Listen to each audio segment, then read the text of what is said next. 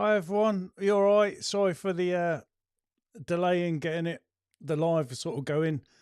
Something ended up and it just got me a bit delayed, so I'm here anyway. Thanks to the people in the chat. Sorry, you've seen I've got 7 of you in there, so I'll welcome everyone in soon. And yeah, this week's been really good weather-wise, isn't it? And obviously the week before. That's Siri going off. So yeah, I'm looking forward to hopefully stringing all these nice summer months that we've got coming all together, because you earn your money there, don't you? And you lose it over the winter months. So good time to build up the pot and think about reducing your outgoings as well to maximise profits and all that. But yeah, it's good, isn't it? Soon be shorts for sure. It's not quite short time yet. Still a bit chilly in the morning. So I'll just go over to the comments and welcome people in. We got it. Hi Matt, you all right? Ooh.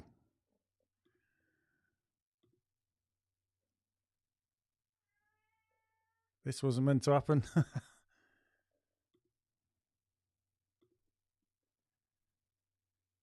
Border.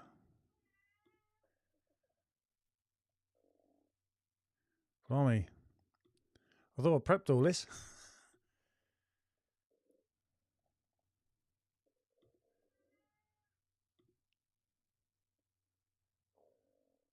That's better.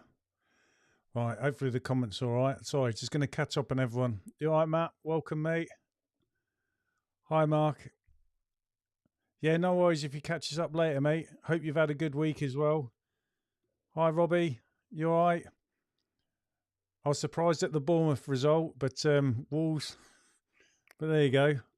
Hi, Nelly. You all right, mate? The Windwasher. You all right, buddy? Or James, isn't it? You all right, Ched, buddy? Oh, in Wales. Hopefully had a lovely weekend in Wales, weather-wise. Normally it's horizontal rain in it in places like that. No, mate, and it's just something to come up with the family and that. So I got a bit delayed. Angus, you had your shorts on. That's you up in Scotland as well. Matt saying he's had his shorts on for 3 weeks now. No, I wish I had, James, mate. I've just had Coke. Drinking Coke, that is. Resolution is all wonk. Is that meant to be something else? But yeah, it's cracking, isn't it, to have all this good weather. It's been lovely. It's nice to have blue skies. It's still a bit chilly where I am, especially if you're in the shade. I've had my buffalo on most of the day, and then you get to a bit warm in the afternoon. I have to take it all off. But if you're still on the chilly side of the house in the shade, it can be a bit nice. But I think this hot weather is going to bring other problems. So soon I'll be having to, it's what I was saying to Matthew, we're going to have the cool box prepped every sort of like night, and then take your stuff out of the freezer and stuck that in there. Angus is just asking, has everyone sort of got me all right?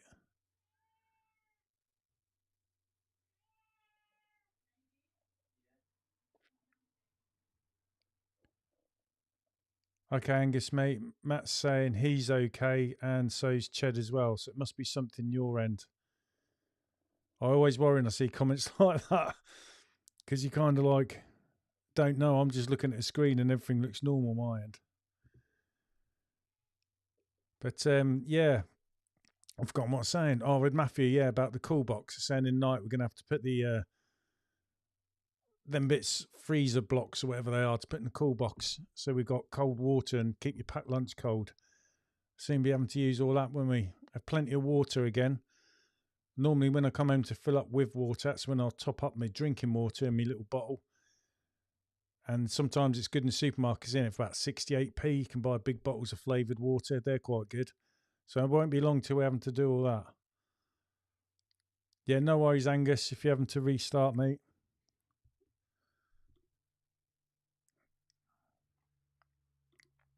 Yeah, other people just confirming it, mate, that it must be you, Angus. But it's cracking, this weather, blue skies. hopefully the worry about getting soaked are going to be long distant memories. But something tells me we're going to have some spells here and there. But it's definitely going to be nice when summer hits, isn't it? Oh, no worries, Angus. At least you got it sorted, mate. You're quicker than sorting that out than me. But yeah, it's been great.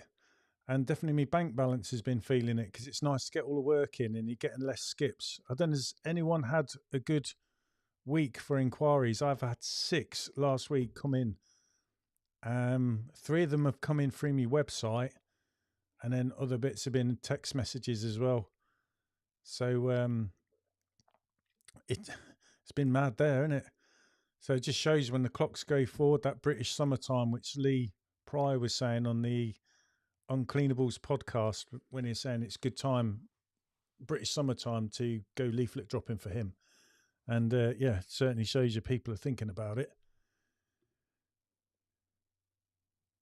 Oh, Matt, you've had loads come in. So Sunday, busy Sunday doing all the quotes.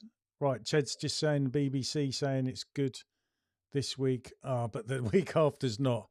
So get as much work in as you can. Thing is, at least when that bad week hits, we've had plenty of practice of getting through that, haven't we?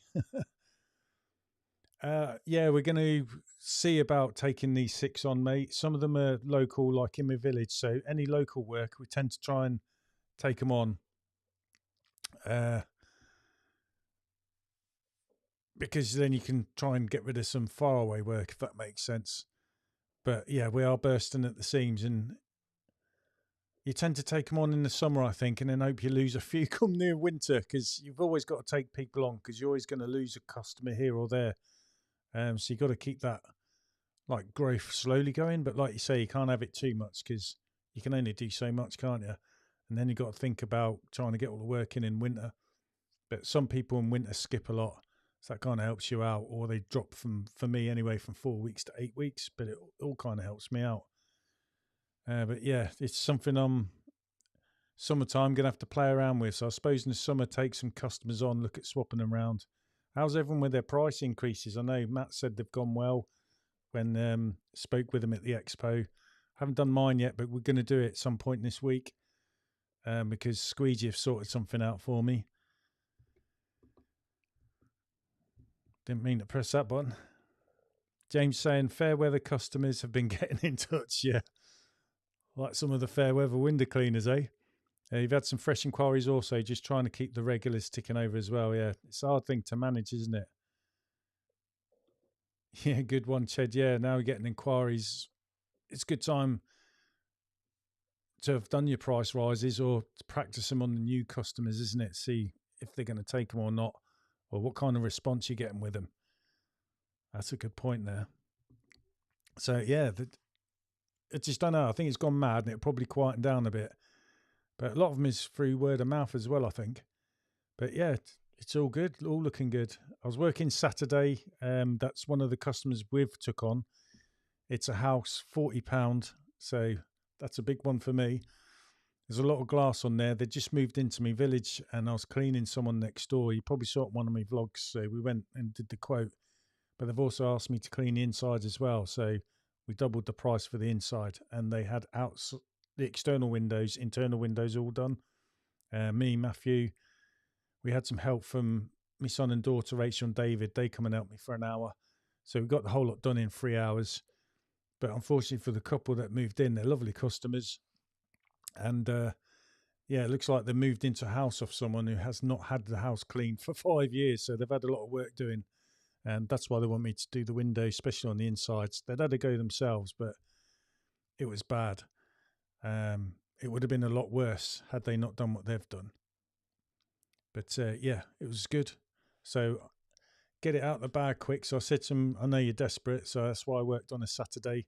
And we caught a clean up who rescheduled from last week. So we did that there as well.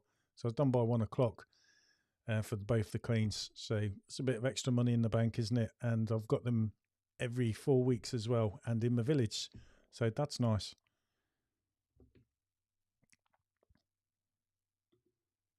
So Matt saying he's fully booked this month. Anyone new is going to have to wait. And Robbie, you've done all the price rises. How's that gone, mate? Good for you? It's a bit nervy, isn't it? It's like when I was speaking to Mark about putting prices up. Even though you just put them up £1, you worry so much, and then you find once you've done it, no one bats an eyelid, but you've been worrying about it for months. Well, I certainly do anyway.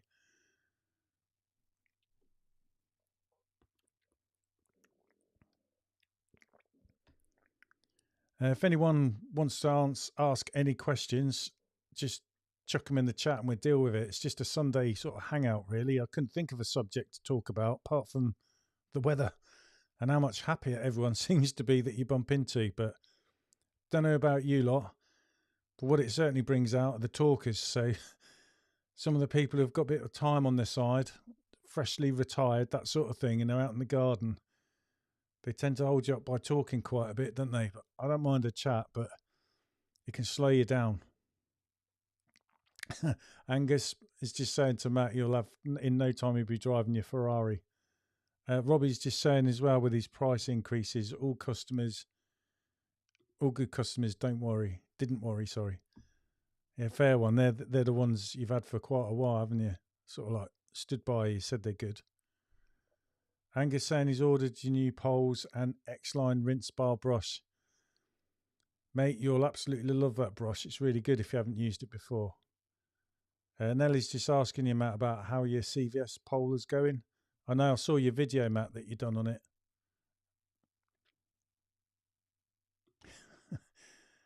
More like a people carrier. Yeah, has anyone else been using any new kit that they maybe got from the expo? The only thing I got from the expo was that oil for doing my poles. So I did my normal Sunday routine, cleaned my van in and out, done my poles, turned them round, and I tried to make a video which I'm trying to edit to do with the Rutex Designs gardener brush pole holder. I've got that in the van. That's really good. So I'm just seeing in the chat. Yeah, Matt's saying it's just brilliant so far. The pole, he's been using it all week. And James is saying customers have been okay with increases. You've been a bit braver with some and only done a little increase with some. And he may have, you get the water off, has put his water prices up. Well, the cost of electricity and everything goes up, doesn't it? And price of resin, I suppose, and all that goes up. Have you thought, James, mate, of making your own water? Getting your own purification system in? Trying your new extension lead tomorrow. No worries, Angus, mate.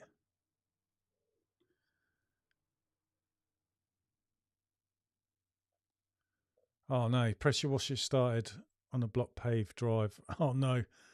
So hopefully you managed to clean that off as it is a bit fresh, Ched. That's a bugger. There's always something, isn't it? I often see the videos of the guys do pressure washing. There's a lot of things that can go wrong, and I've noticed like they have vices in there because you got to do on the spot repairs and whatever. £40 a month. I haven't checked mine, to be honest. Seems a lot a month, doesn't it? When you think of all the other little things that go up as well. Ah, Nelly, yeah, I've been wondering about that, mate. So you're going to use that brush you got from DA Components, the Edge. That'd be interesting, mate. Like I said, that's something I'd looked at when it came out, but I like to use the Gardner swivel and the quick lock system. I managed to clean it off. 10 months old. Blimey. I'm pretty sure it's all going to be under warranty there. Good job you acted quickly. So do you get much, because I know Nelly does a bit of pressure washing as well as his window cleaning, and I know Ched does a little bit as well. So have you found, for those of you as well that does pressure washing as well as window cleaning, do you find it hard to juggle the two together, being this time of year when a lot of people have pressure washing done, like on driveways and all that kind of stuff? It's something, like when I first started, I was looking at pressure washing, because when I was following A. McIntosh when I first started, that's what he was doing as well. and he'd got his pressure washer and that. And that's what I aspire to sort of do, but I'm just so busy with the windows. I wouldn't be able to do it, I don't think, because I'd have to not window clean for the day that I'm doing pressure washing. And I also know, knowing me, instead of it saying taking a day, it'll end up taking 2 days because I've got to go back to re-sand it and stuff like that, or I'm at the mercy of the weather. So I don't know. How does everyone juggle that sort of thing? It must be hard. I've sometimes wondered, do you have 2 vans if you was going to go pressure washing and have like a van mounted kit, or are you better off just having a pressure washer because you're not doing tons of it, say, and you've got that flexibility for when you're doing bits around the back of someone's house, and you know if you had a van mount system, the hose probably wouldn't reach, that sort of thing. So I'll just go back to the comments. Okay, it's a very budget machine. Just brought it to see if you could get the work easy to juggle as you do 3 days a week on the windows. So you got 2 days spare. Nice one. And I know when I watched Smelt and that, he was saying like start with smaller machines, test if you like it or not. And if you do, then you can work to upgrade your kit. James is saying as well, did cross his mind this week about looking into it. Not sure could afford to set up. The arrangement with your mate is convenient. Not sure how much spotless water is these days. I think I'm not sure if this is right, mate. We'll have a look, but I think it might be 4.5p. But if you're like a trade member, it's 3.5p per litre. I think you get a penny off, or it could be 5.5p, and I can't remember. I'm sure it's 3.5p if you've got a trade sort of account with them. And Ellie's saying he's booked up already till July with pressure washing. The long summer helps fitting in the jobs in.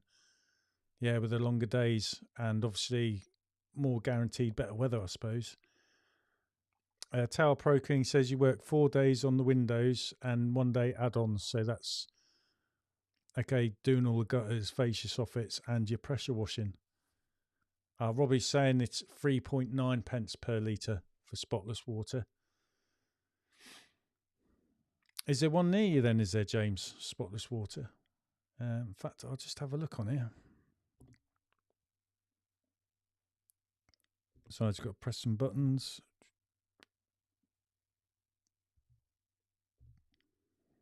Now, I ain't got a hotkey for that, so spotless water. Bear with me, I'll just try and fire up the old internet.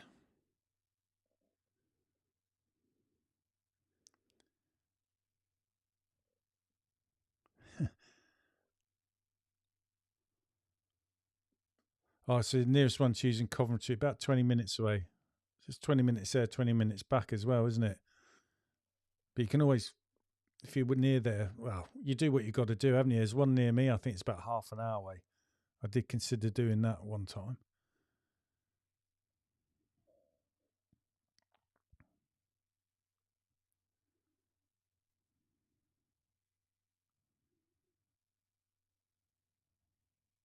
So I'm just looking on the internet now, but I can't see if it advertises or says what they're actually charging.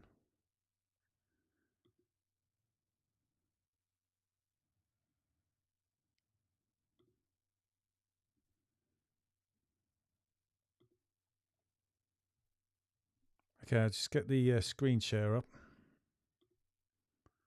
So this is a spotless website. Saying you can click below if you already haven't done so to get a free trade account.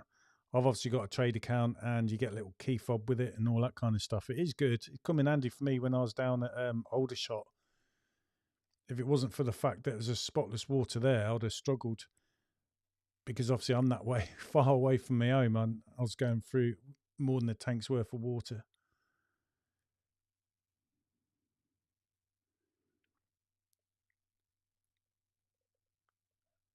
I can't see the prices, but like I said, Robbie saying it's 3.9p a litre. And I'm sure it's a penny more if you don't have a trade account, which is obviously free. Yeah, do affiliate links and stuff like that as well. And if you get anyone sign up for it or friends sign up for it as well, you get extra money put into your account, don't you?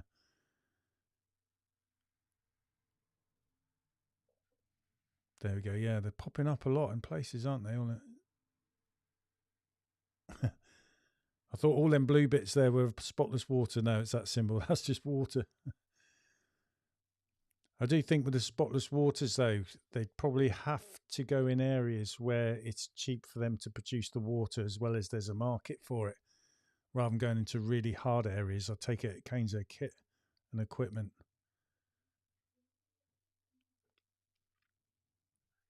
But Robbie's just made a good comment for you, James.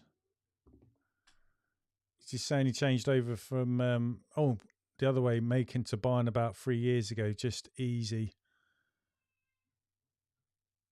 As it's only 2 minutes away, yeah. I'll make mine. But what I've got is, as you probably already know, is a static system rather than it being on my system in the van. So it's making water, and I've got a holding tank, which is a 1,000-litre IBC container I brought for 50 quid and cleaned it up. And then I use a transfer pump to get that from holding tank into my van. And then while I'm going out working, it's still producing more water. So there's enough in there when I come home at the end of the day to then refill it up for the morning.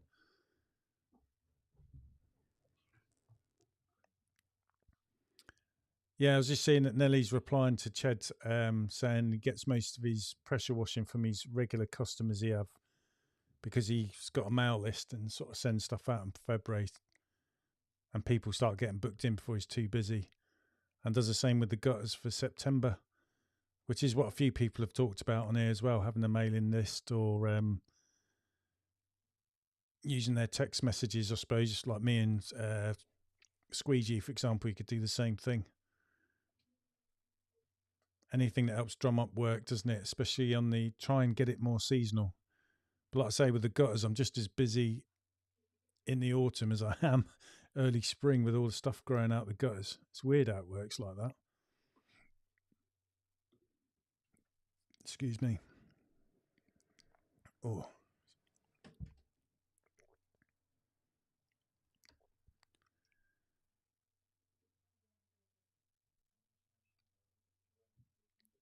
Oh, I didn't even put any music on. Silly me.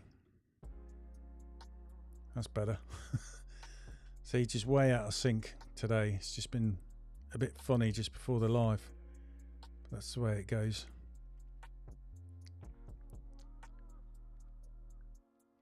But yeah, I'm not sure. I've wondered about pressure washing or not. But I'm just so busy juggling with the windows, it's unreal.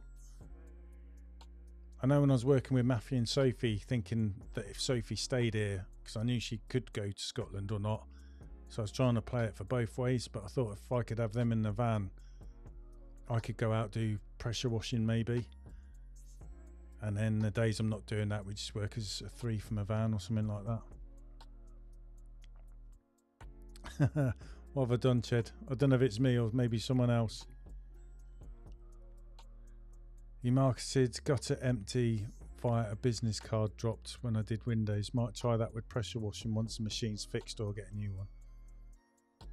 Thing is, if it's worked for the gutters, mate, it's got to work for the pressure washing, isn't it? And I think like with Nelly, because you've got good rapport with your customers, they trust you. So they'd rather use you for the pressure washing than someone they don't particularly know, sort of thing. So you're going to get it there. Plus, I know with that as well, I think because you turn up every month, it's not like you could jet wash the driveway and never be seen again. You're going to go around and clean the windows often, aren't you? So if they're not happy, they know they're going to catch you at some point. Nelly's just saying about the pressure washing. It can work out quite expensive to set up and a learning curve with the chemicals, but has a good profit margin. And Matt's saying he's happy doing the windows and gutters. Lots of window cleaners give up and go into roof cleaning. And it's interesting though, isn't it? People who do roof cleaning want to take up window cleaning, so they've got some kind of regular money coming in. But again, it doesn't matter what way you're doing it. If you're into pressure washing, roof cleaning, and you're trying to take up window cleaning, they've still got the same problem, haven't they, of trying to squeeze that in their busy period when they're busy and managing it. likewise with us window cleaners thinking of doing pressure washing or roof cleaning, how do you juggle that with something you've already got that's really busy? You know what I mean? It's hard, isn't it? Whatever way you're doing it. James is saying he was working the other day and a lad was leaflet dropping for roof scraping. He said his market is getting saturated with people doing it for peanuts. Yeah, it'd probably be people like me trying to do it and not charging enough. And like you're saying, it's driving the price down, which isn't fair for someone else, I suppose, but you've got the know-how, I suppose, and someone new doing it is going to charge a bit less until they know what they're doing, I suppose, and got more confidence. It's a big thing, isn't it? Confidence. But yeah, I can imagine that. I mean, I've been seeing a lot of people advertising in my local villages on Facebook, window cleaning. More window cleaners are popping up. There's someone that's actually called similar to me, Crystal Clear Windows, what they called themselves. They live in a place I actually go and clean, which isn't too far from where I am, but I'm not bothered. Obviously, their branding's different to mine and colours, but the services often are the same. But like I said to my wife, it's the little touches there. He's got the name of his business and it's at gmail.com, whereas mine's with my website, so it's my name and then at crystalcleanwindows.co.uk. So I think it looks a bit better. But some people at the end of the day aren't bothered with that, are they? And some are. There's enough glass to go around. I mean, I met a guy, I think his name was Joe, when I was cleaning in Gedney Hill, and he's got a friend of the family with him working that day. I've seen his van a couple of times when I've cleaned that area, but that's what we both said. I said there's enough glass for everyone, and he's being friendly, I was being friendly. And like you said, you know, sometimes you might help each other out or work together on some big jobs to get it done, you know. That's what your networking is, isn't it? And being nice rather than this is my patch, that sort of thing. And I've got enough customers to keep me going, to not worry, if you get what I mean. And they've stuck with me for a long time now, and I'm going to stick with them. And yeah, I just really wish I had put my window clean prices up on time, but I had a problem with squeegee. It's I'll come into it in a minute. I just seen another comment. You alright, mate? So many window cleaners around now, it's absolute madness, yeah. And I wonder if there's going to be many more with the economic situation going it is and people losing jobs. How many people go down the route of, I'm going to set myself up? You know what I mean? They're driving around, they see someone else working and you sort of think, I could do that. Nellie's just saying £11.50 per square metre minimum for roof cleaning and barside treatment. Can't understand anyone doing it for less. It's $3,000 just for a decent scaffolding towers. Never mind all the extra insurance. And you've got to cover all that, haven't you? And be left with what you'd earn in a day at least for your windows, or more, preferably, to make it work. And then you've got all your chemicals and stuff. And it's a new, like Nelly said before, the pressure washing, isn't it? It's what I knew. If I did pressure washing, I know it's going to be a similar learning curve to what I've been doing for window cleaning. So you think you've got it, but when you actually do it, there's always something that comes up, and you've just got to get the experience and go over them hurdles till you get confident, or you know how's better, so you know what to do in order to have made that job to go quicker next time round, that sort of thing. But it's going to be a bit slow to start with, isn't it? I've thought about it. I've been thinking about it a little bit again as well. Thought even if I just get a small pressure washer and it's just for me garden, you know what I mean? And I do little small jobs, just start off with small driveways and patios, that sort of thing. But the other thing I worry about is then you've got to learn how to do repointing and stuff like that, maybe, or make it clear you don't do that, as long as you know someone that will go around behind doing the repointing for you. Luckily I know someone who he does that sort of thing, so maybe he could, I don't know, do that, or I'm just going to have to learn how to do it. Robbie's just saying you've been door knocking every week from January. You're finding people are happy to pay for regular and reliable service. Yeah, I remember you, Robbie, at the expo, because you were saying like you're normally finishing around 3ish and you just want to pad the day out with more work. So it sounds like door knocking's the best way, innit? It's free. and you can knock on the doors very close to where you're already working, so you're trying to get more work in areas you already are, so it keeps it nice and compact. And I had a customer actually, I don't know if it was this week or last week, come out and speaking to me and was just saying she doesn't really recommend anybody. That's not her thing, but she's recommended me to other people who's after window cleaners because she says you're just reliable, and that's what she wants. So you've hit the nail on the head there, Robbie. And I've had comments as well when they say like you're one of the first window cleaners that's turned up and done what you said you'd do. And I'm kind of like, what do you mean? You want me to clean the windows? And I said, I'll clean them. And he's like, yep, I get loads, even accept the quote, and then they still just don't turn up. Seems to be a lot of people around here where I am who've had similar stories as well, actually. So like it, you know, get a good name and then word of mouth will just do the rest. James saying, I'm glad I set up when I did. Would struggle, now to build up a customer base where I am. That's why I'm looking after the regulars. So you're keeping them. That's always how I've done is if I've got a customer, I've always concentrated on making sure every job I do is bang on, because I don't want to lose anyone and they'll stay with you. Because that's your regular work, isn't it? So I get where you're coming from there, mate. Since COVID started, window cleaners are honestly everywhere. On Friday, 4 different ones, all within a few houses of each other.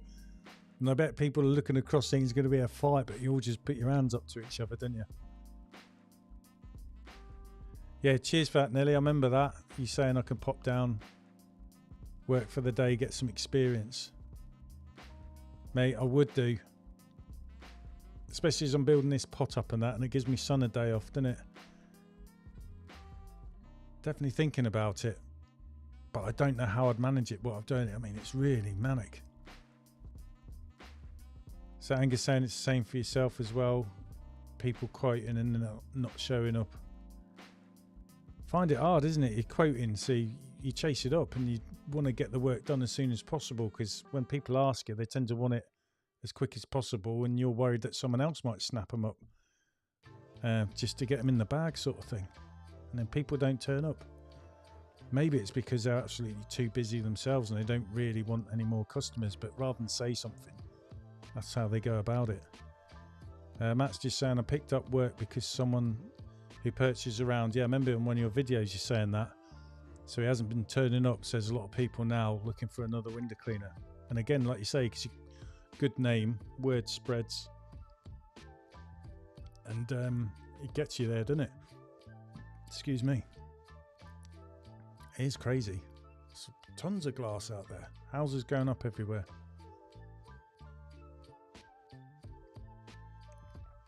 Yeah, so I was just thinking about pressure washing. It's supposed to start off easy, isn't it?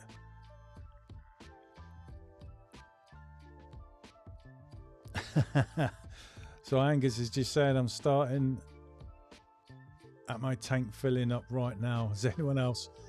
I'm lucky. When I cleaned the van earlier and I parked it back up, Matthew goes round and he fills it all up so it's ready for tomorrow. My 45 litre trolley's on charge.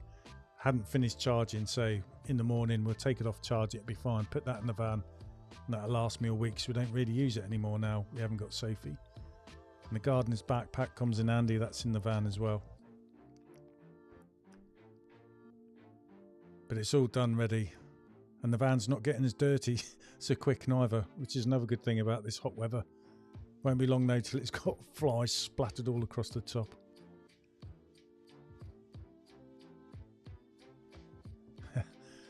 Matt's just saying he did all his stuff yesterday and loaded the gutter stuff for tomorrow.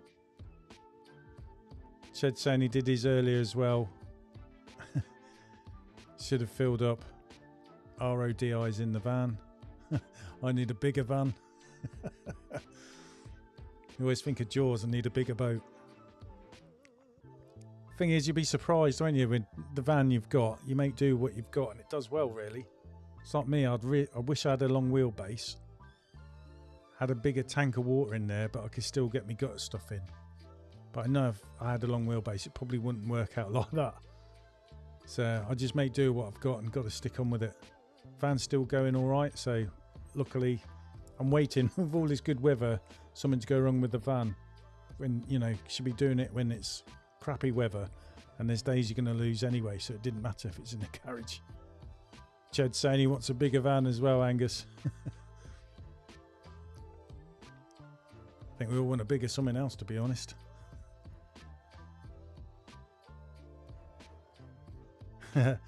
Angus just saying it's good that some people have sense and managed to think ahead. It's Sundays, mate. I always just turn my van round in the poles. Matthew always fills it up on the Sunday rather than say filling up on Friday when we finish work. He likes, that's it, till Sunday sort of thing. And that's how we do it. And we just fill up every night so it's ready to go in the morning. And obviously I top up halfway through the day if I'm local or need to. Yeah, there's a good point there. Nellie's just saying, Angus, that you'll only fill up with more stuff if you get a bigger tank. Bigger tank, bigger van.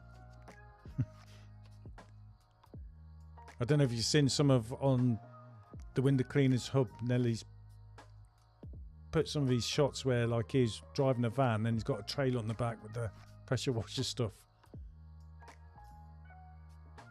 Ah, so Angus saying he's got a Transit Connect. Needs something bigger really. Poles don't fit in straight, so they're all diagonal. Thing is, mate, if your van's still going, you might as well just save the money up for another van and wait till it needs replacing and then get something different then, unless it does your head completely right in. Shed's just saying you normally plug the van in each night when you get back, apart from Fridays, because you fill up on the Sunday. Yes, what Matthew doesn't fill up Friday night, just leaves it to the Sunday. And as soon as we get home, that's the first thing we do is Matthew will fill up the tank. I come in and start cracking on with some of the admin and the invoices and that. James is just asking, basically, it's a good question. Would anyone consider leasing a van? Yeah, mate, you'll do fine with yours, buddy. Yeah, so does anyone here actually lease a van and could help James out? It's a thing with leasing as well, isn't it? It can come down as a business expense, but I brought mine out as part of my business loan, and then obviously paid me loan back in 5 years with all the kit as well. But it's paid for, except for all the wear and tear and that. You still be paying out the nose for that. I know when I had van trouble, and my van was off the road for a month, I did look at, is it Xline? And I think Gripper Tank did it as well, because they're not too far from me, where they've got vans you can hire and they've got all the window cleaning kit in the back. But for me, that was just a ton of money. It was cheaper for me to hire a van out for the month and then just using me 45-litre trolley. I put the backpack on a sack barrow, and then I brought 25-litre barrels from a car wash, £1 each, and we just worked like that for a month. And I kind of like broke even once I paid out for everything, but it kept the work going to keep me customers happy, if that made sense. Still managed to get what I needed to pay the mortgage and that. But yeah, that's what I did. So I just go into some of these comments again. So Neil's just saying you have to be careful bolting the tank down. Right, he did it a few years ago and had to pay back extra and handing the van back. So you got to read all the clauses, I suppose, haven't you? That's a good point. And like mileage and all that, really got to look into it. I think having your own van, you've got more freedom, definitely. You all right, mate? I've got a Ford Transit Connect, but cut a small hole in the bulkhead, and it come with a 6 mil or 6 metre pipe around to cut it out. Gotcha, yeah, I've seen that on a few people's videos. Yeah, Robbie's saying as well, if you lease, you have to be careful with the tank. Like you're saying, because when you hand it back, they just start fining you. So I suppose, James, if you're going to do that, it's something you're going to have to revisit a few times, reading the small print and weighing it all up. I think I'm better off just buying a van, because if I have any accidents in it, it's just my van and it's a workhorse in it. It's going to get the odd scratches and that from all the flipping overhanging overgrowth in the country lanes and that. It's just what it is. But it's not doing bad. Still going. Thank God.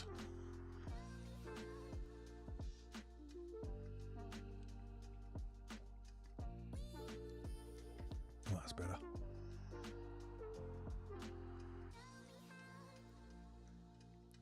What else can we talk about? I suppose if he was going to go pressure washing, yeah, Neil's just saying it's always better buying if you can afford it. And the prices of second-hand vans gone up, haven't they, with the COVID and all that lot? And I think even if you got another van, there'd be someone starting up. They'd love to buy your van, especially with all the kit in it, that sort of thing, to get them started. But yeah, it's like pressure washing. Where do you start? I was thinking of buying kit, because Rutland Water's not too far from me. And then obviously PWS, you see them on YouTube a lot. And Darren seems a funny guy, you know what I mean? Looks like you'll have some fun with him, but he knows his stuff. And he also works really hard. And their kit you see a lot of, obviously, YouTube channels. And then obviously Xline, they've got some kit, but I've noticed they use the Yamahas, whereas I think everyone likes the Honda engines, or is it something Stratton engines as well for electric starts. PWS Darren was talking about it on the Expo on Smout's video. So yeah, where do you go? Because I've noticed a lot of your window cleaning supplies, they don't just do window cleaning, they've always had gutter clearing, but there now seems to be this big push, isn't it, into pressure washing and soft washing and roof cleaning. So soon all the suppliers won't just do one thing, they'll be doing a bit of everything. Robbie's just saying it's best to lease from car manufacturers, because they only worry... Oh, what have I lost? Here we go. Best lease from car manufacturers because they only worry about selling vans. Okay, so I suppose if you're going to do it that way. And you found one on my day's window cleaning contracts from 1986 today. The prices are ridiculous. Oh, you put your post up in the window cleaners hub, didn't you, Neil? Yeah. Found some old paperwork. Can only imagine what the prices of window cleaning and that were like back then, mate. Probably about my prices.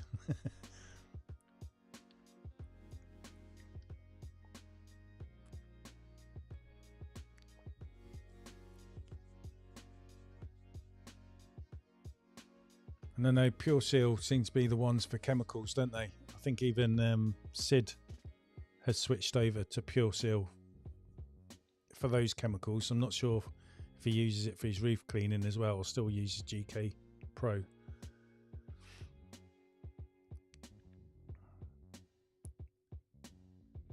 It'd be nice to have enough money just to buy yourself an own little pressure washing machine, just so you can do it at home. And if someone asks for the odd job and you feel like having a go, you've got it. If that gets what I mean, but you're just using it mainly for your home stuff, rather than taking forever with a Karcher. So I've got some stuff that needs cleaning in my back garden. Angus is back in the house.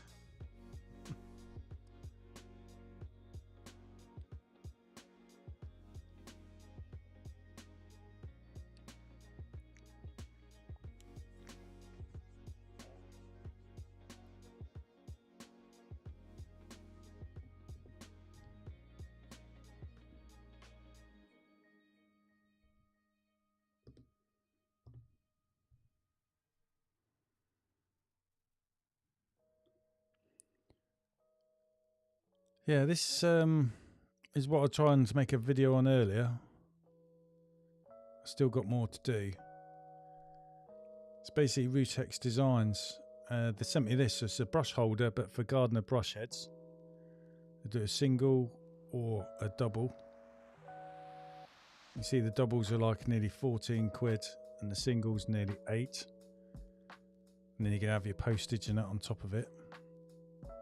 This is one I've been sent. Comes with the screw, so you can screw it into your plywood, and you can just about see in here it's different shapes, so almost like hexagonal, so you can put your brush on it at any angle. And it's got the silver nipple down here, like with the, so it works with the quick lock system that Gardener do.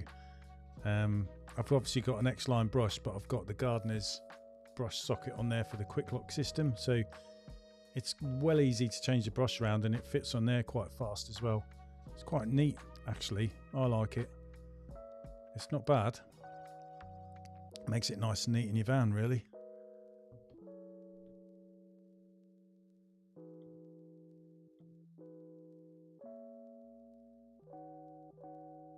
So just going back to some of these comments. Ched is just saying your budget pressure washer was less than £300 and it's 11 litres per minute, which is fine off the customer's tap direct. That's a lot of PSI, isn't it? From what I'm used to, where it goes up to 100 in your flow controller.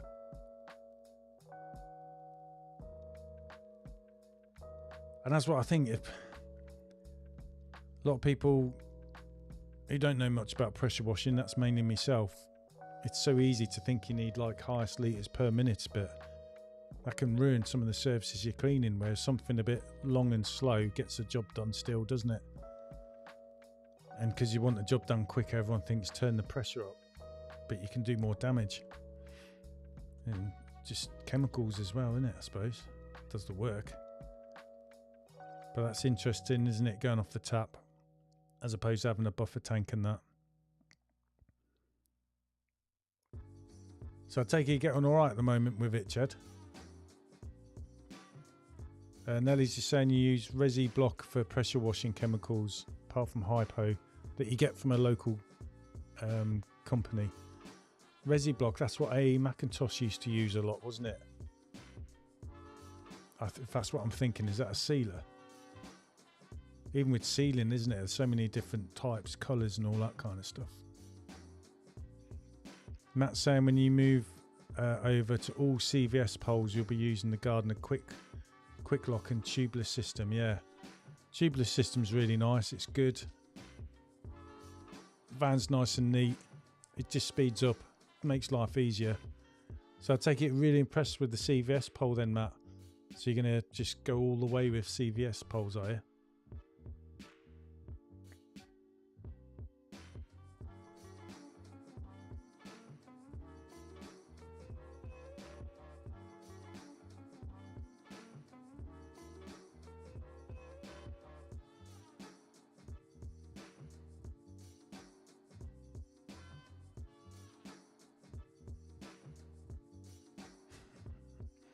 That's good, Matt. Mint.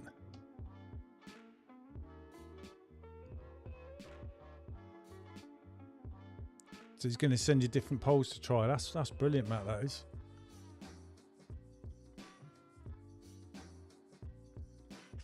Higher litres per minute is faster, but needs a buffer tank. Yeah, and the pressure can be controlled using an unloader. Now, I've heard unloader, but I didn't know what it actually does. RPM and nozzle sizes. Which, yeah, all them come into effect. You get on okay, but mainly do smallest jobs. So you did 40 square metres paved driveway, 3 hours including resand. I'd say that's good. Not that I've done any pressure washing before.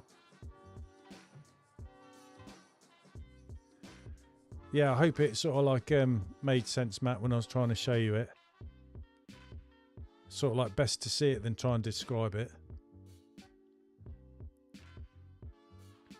Oh, with the poles, yeah. So Matt was saying, but I do think it will probably wear. Is what I was trying to say to Matt, because my Nano makes that kind of sound, but the pole smooths out the more you use it as it wears down. So it'll be interesting to see if that happens on the pole Matt's using, because he's going to be using it day in, day out.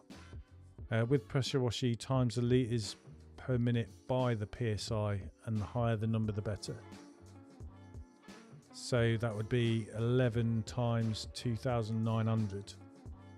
I take it, Neil, to get the number for Ched's pressure washer.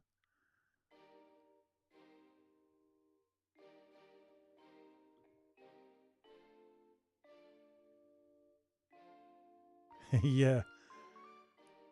Tell him how many people on the live here and do their own videos and all that kind of stuff. Get feedback.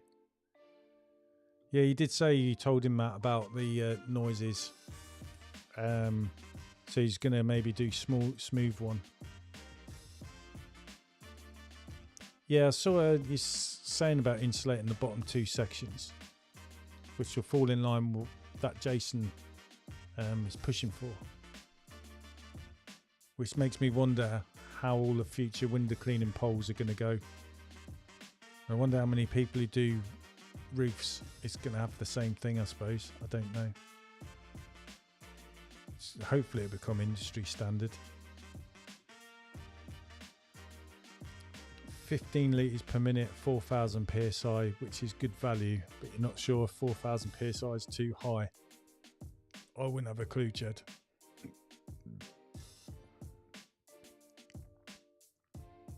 It'll be interesting about the non-anti-spin pole, and to see if in time when the pole wears you could take off the clamps, which I think he has glued on clamps, doesn't he, like the old Gardner ones. If you see Darren from Green Pro Limited, he's got a video where he shows you how to replace the clamps on the Gardner's pole, so you see how he takes them off. But then I'd say about putting a phantom clamp on there, and then I'd bet you that pole won't even spin with a phantom clamp. Be interesting. That's what I do when if it starts to get a bit knackered and spins a bit. Yeah, try them out for a year. And like I say, you use them every day, don't you? So it's going to get some good use.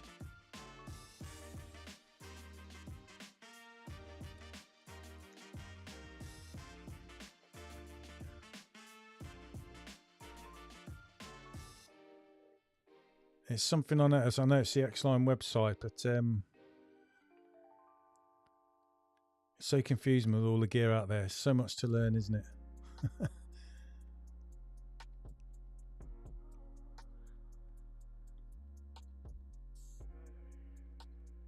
So I'm just trying to find they do a buffer tank that can fit on top of your water-fed pole. You might see it in the video here. I'll just keep waffling while it's playing.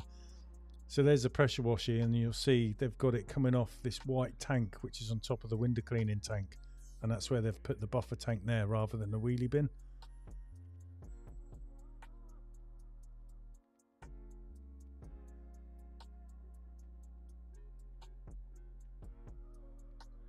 No, I can't see where it is now.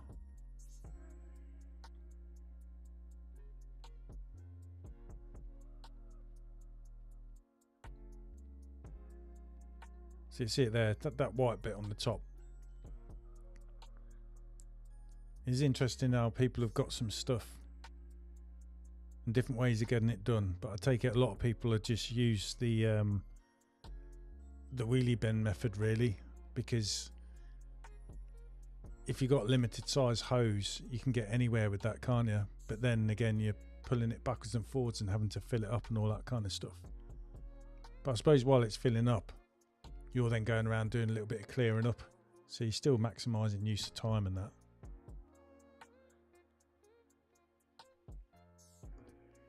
So I Nelly's saying to Ched, if you can afford it, get a Honda GX390 with an interpump WS202 pump, 21 litres, 200 bar.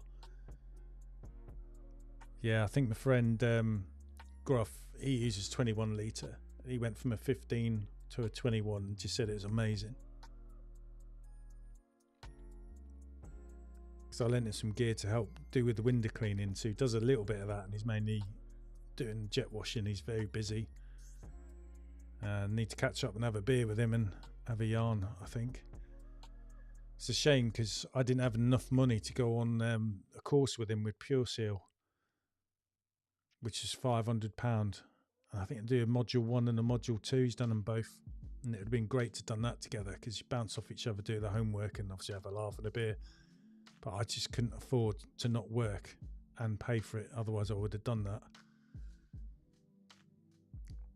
He said it was a really good thing to do because you learn so much on that, especially like the health and safety side of it and that kind of thing. So Ched's just saying to Nelly, you're right, but I'm loath to spend an extra plus a 15 will run off some of the taps rather than do it off a buffer tank. Matt's just saying his non-anti-spin pole has similar clamps to the Phantom poles. Oh, nice one. So it makes me think then, even though it says non-anti-spin, it should not spin. Because honestly, my Phantom clamps, I tested them out on a really worn section on my nano pole. It spin really, really easy. So instead of buying a pole section, I thought I'd buy one Phantom clamp, put it on there, and it just gripped hold of it, and I got another year's use out of it. It's that good. So I have them fitted standard now on my poles. And I was speaking to James at the show, I can add sections onto the pole I've got, but it only goes as high as 60. Even though the Carbon Nano does do a 70-foot one, he said it's a completely different pole and is a bit of a beast. But I haven't heard anything about that quote, so... But I might slowly add a couple of sections onto my big pole, or start to get Matthew so you can go up to 35 foot. But yeah, Thursday and Friday was a funny one for me and Matthew. We were finishing late. Got home, I think it was around 6 o'clock. You probably saw on Friday's vlog, and then the vlog that will be coming out on Monday. We got home about 5:45 on Friday. I don't know where or how or why we lost the time. But I think I'm just absolutely knackered. But you just keep going, don't you?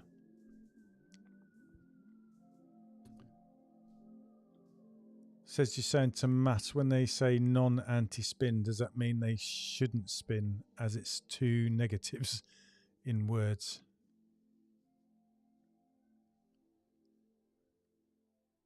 I think he's got his anti-spin one that doesn't spin, and then his one that isn't. I guess it's more circular shaped, whereas the anti-spin one's not completely circular. Is that right, Matt?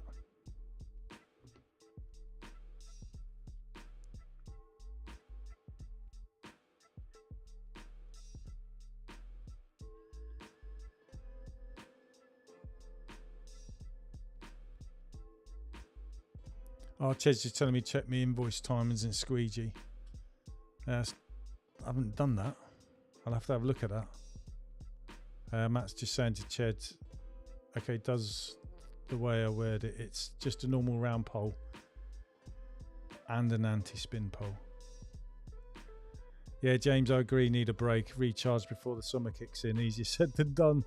We all want to be out working when the weather's like it has been, yeah. And you see your profit margin increase. You want to keep it growing, don't you? Because you never know what's around the corner. And I think when the pot's big enough, you feel like having a day off. You can afford to, can't you? It's when you can't. But then I suppose you feel bad because of the times you've forced yourself going because you've had to. You just think to yourself, that's the way you got to be. But I'm pretty knackered, I suppose. More knackered than what I realise, I think. It's all right when you get the pole out of the van and start cleaning. You're on automatic, aren't you? Some mornings I honestly don't feel like getting out of bed last week. You just do it.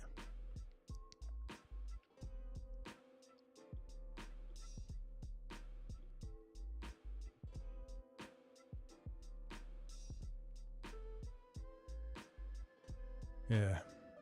You don't want to get too burnt out. It's easily done, innit?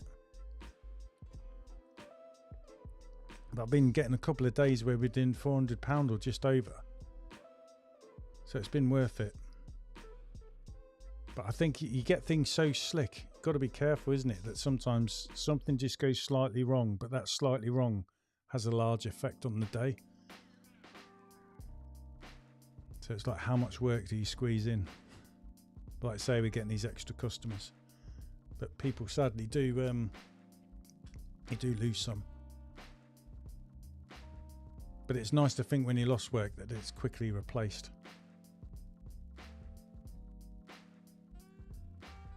Ched saying, never feel like getting out of bed. Yeah, Matt said you was burnt out over Christmas.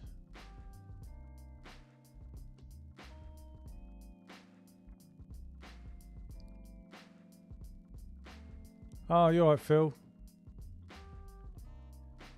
Some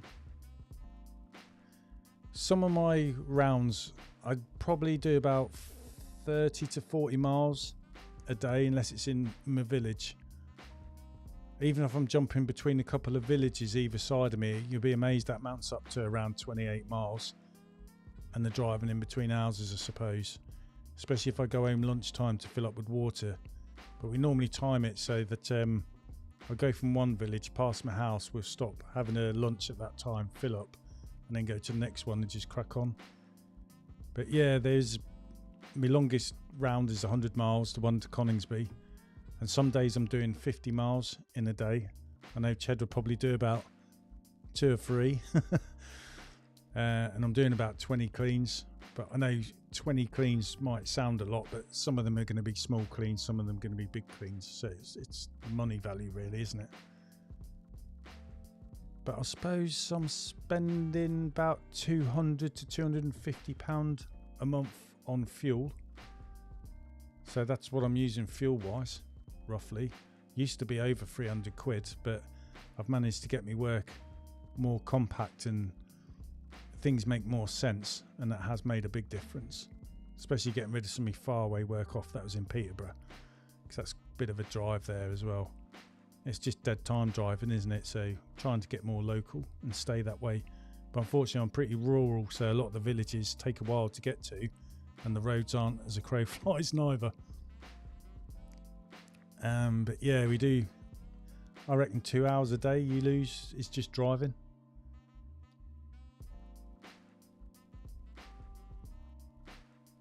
How's it down Aylesbury?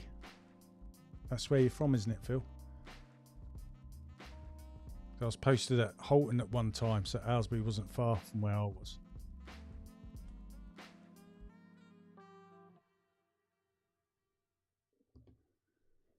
Matt's just saying, was chatting to a couple of guys around here who work for someone, 2 of them in a van. They're expected to do 35 cleans between them. Whew, I bet they're getting paid peanuts as well.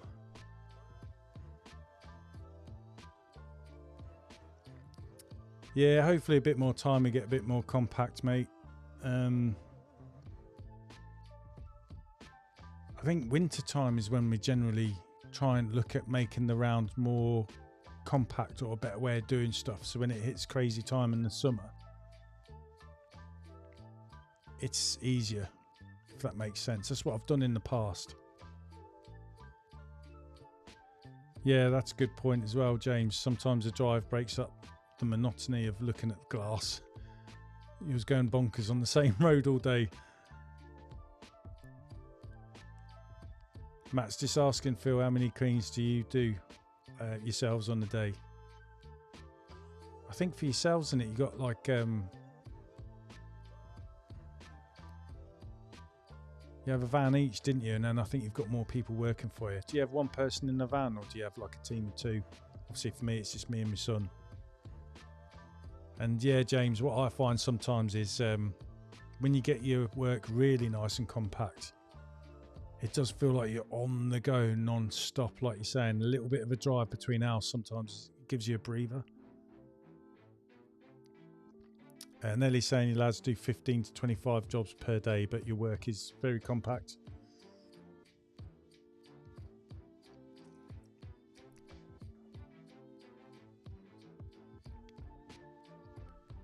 You basically just want to get, like I say, I work 8 till 5 is what I try and aim for working.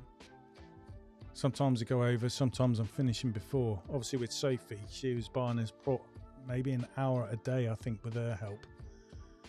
But we were losing time setting up as a 3 as well. So it's definitely better as a 2 from a van, as opposed to working as a 3 and using that trolley. Angus saying you live 30 minutes from 90% of your jobs, so the morning and night you've been driving home. 30 minutes isn't too bad, I suppose. You're like me, Angus, it's a bit rural, isn't it? So between villages there is a gap you've got to go through. And like we said, it's not as the crow flies. And being lanes and that, there's traffic on them as well. Especially tractors now this time of year, isn't it? Phil's just saying it varies. They do about 20 a day on average, but we try to focus on revenue per day rather than number of jobs, yeah. Because like I said, you could have 20, 22 jobs. Some of them are small, some of them big. And that's basically how I try and go on the days. We look if there's room, we're looking at the money value. And because we know the rounds, we know roughly how long that day that normally takes. Because sometimes the money might be less because of the driving you've got, and probably because I've got work that needs pricing up better than what it is. Yeah, mate, Ched, that's long days. So you do 10 till 2.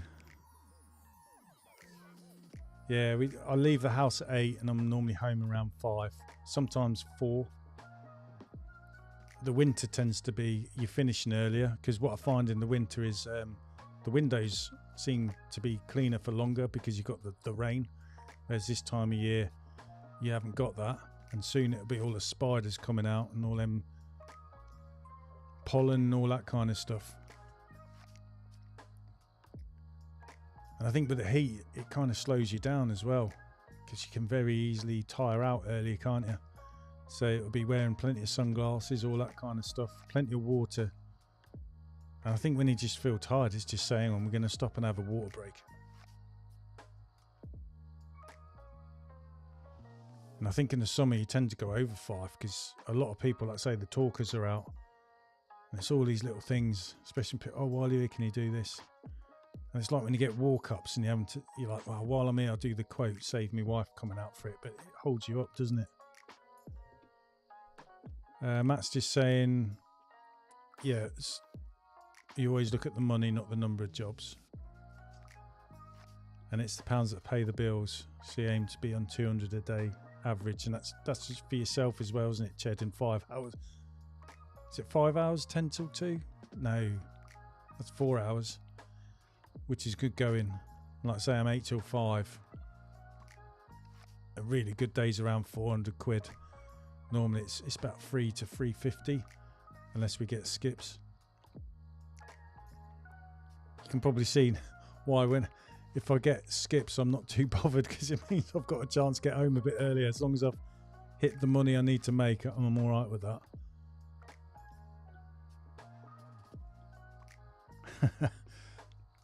Matt's just saying he's always home by 5 p.m. or he'll miss tea.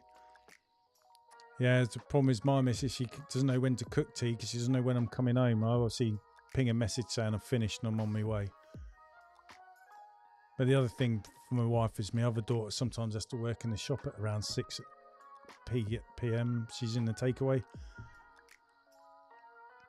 So it's very hard for my wife to juggle stuff, to know what's going on. Has anyone looked at how many steps you do in a day? I'm on average 2,500 steps a day, with me and Matthew working together, cleaning the windows.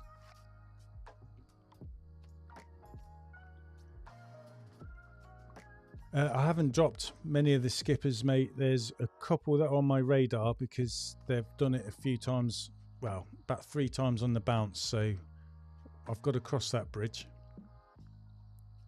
I think normally it depends on there, James, if you're in a similar situation. If you start getting a lot of inquiries, there's an ideal time to drop someone who's skipping and then take on someone. But it works perfect if it happens to be a 1-for-1 swap on that round and someone in that area, just to keep the money coming in the bank. So when you really need the money, you tend to keep them, don't you?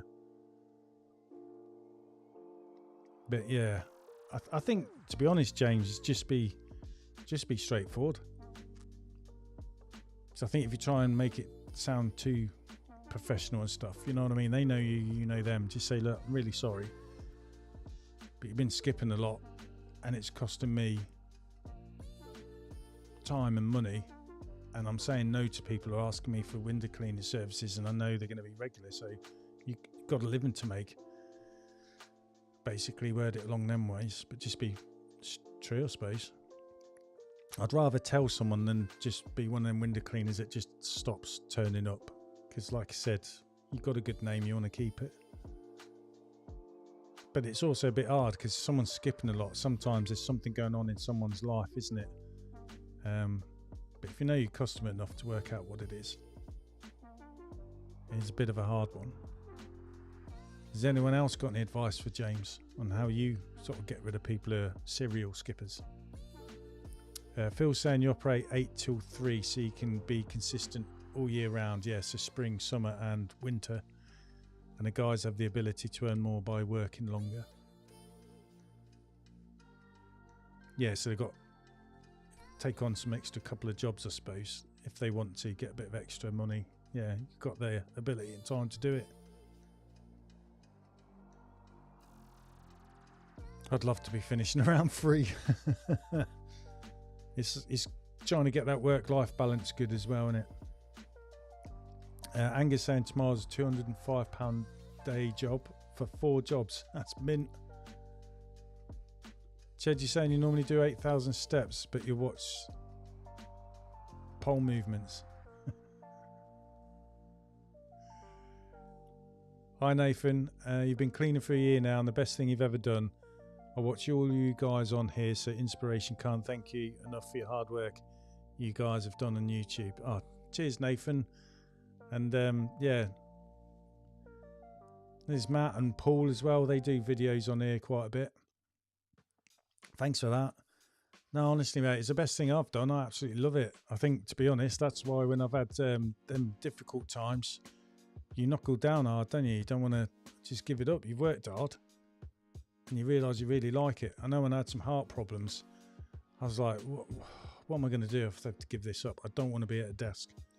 But luckily I turned out all okay. I'm on tablets and jobs are good and I can still do my job and I absolutely love it. It's good. And I'm glad you feel that way as well, Nathan. Like someone said to me, another window cleaner, he said, you've got a job for life. So I've always remembered that.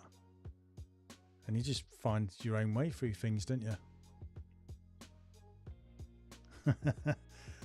Angus, just saying we know what you're doing on your lunch break, Ched.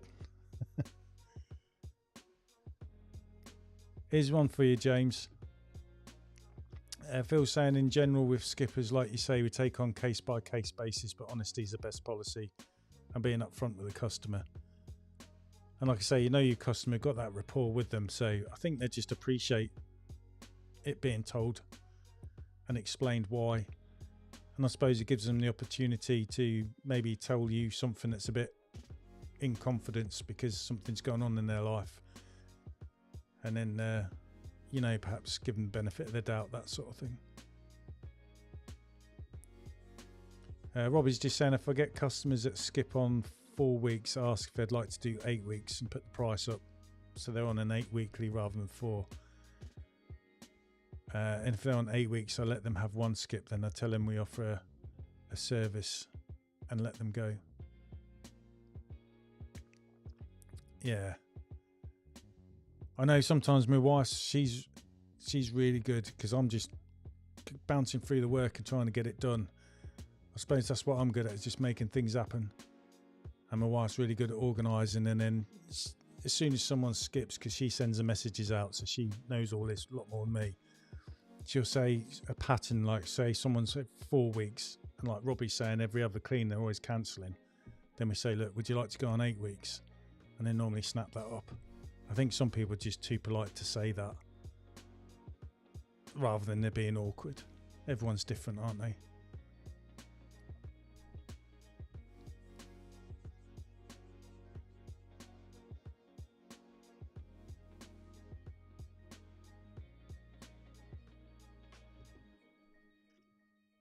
James is just saying to everyone, thanks guys. I don't have too many problems, but I wouldn't want to get a reputation for being a little Hitler. Pretty polite, reasonable, but agree being direct to the point is probably best. Yeah, just be a bit tactful really, mate, and then I suppose leave it open-ended so that if someone has got a problem going on, that they'll tell you.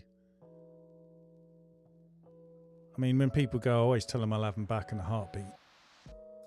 Because like I say, you never know the full story, do you? Neil's saying keep it short and sweet. Unfortunately, due to skipping cleans, we have to replace your window cleaning spot with a more regular customer. Thanks for your custom. You just got to do what you got to do to survive, really, isn't it? And when you've been close to the brink of not making it, I suppose you get tough, don't you? And when you're doing all right, bit like me, a bit of an easy touch, I suppose.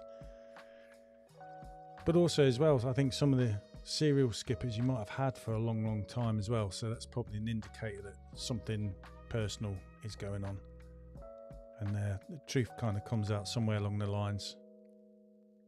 It's good when you second guess and get it right. They kind of smile at you. But I've always said customer loyalty goes two ways, isn't it? You're loyal to them and they're going to be loyal to you. So it's something you've got to bear in mind, isn't it? Nothing's easy.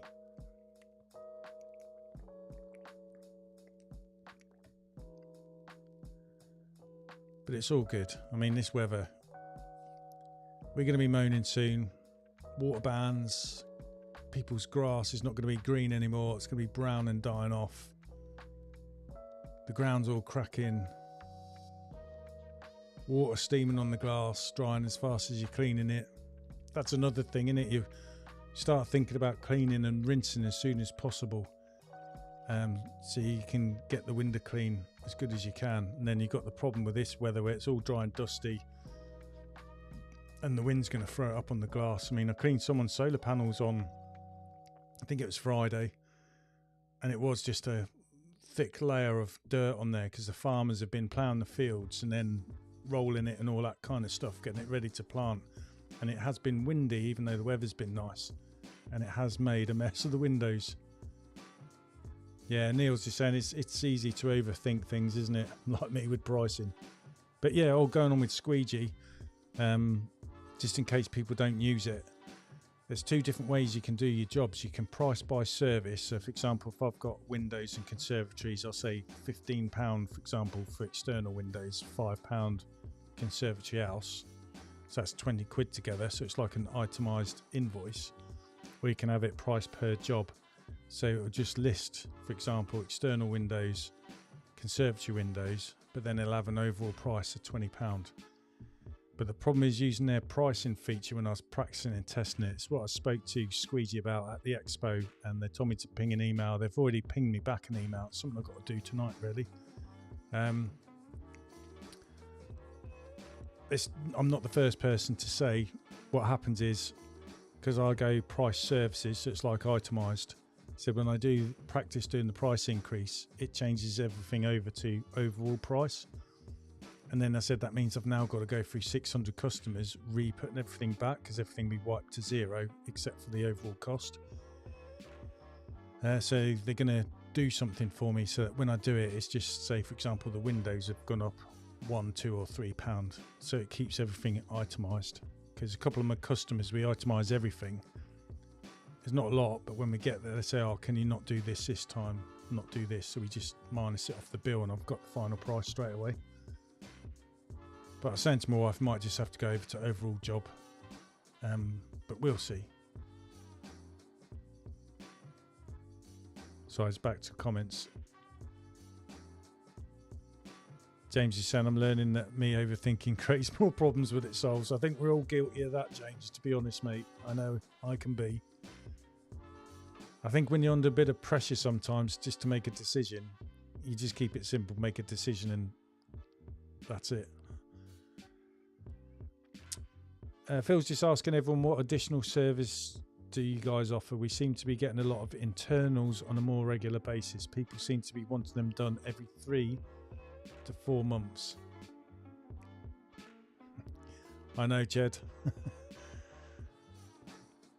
Yeah, it's interesting what Phil said. Luckily, I don't get many internal cleans. I've got some regular customers who regularly have the windows cleaned inside. Thankfully, there's not many of them. But they're mainly the elderly customers who just cannot clean the inside windows themselves. So we do it. And I've got some customers similar to Phil where they use it, but obviously because it's a lot more expensive, they won't do it regularly. I get some people, I suggest to them have it done, say, every 6 months. So I said, you're going to want it cleaned inside before Christmas. Everyone does. Before family come round. And then I said, and sometimes you want it done maybe near the end of the summer because you're going to get that build up of fly poo. So they kind of use me to reset, get everything as clean as possible, so to speak. And they manage to do what they do. And obviously things build up slowly out of control. Then they use me just to reset it like once every 6 months for those that really want it done that way. I could try quarterly, I suppose. Because at the end of the day, you want to be able to do the job as quick as you can. Like anything, more regular it's done, the easier it is. But I think people would not pay to have the internals done monthly unless they really had to, because they've got some kind of illness or disability that prevents them from doing it.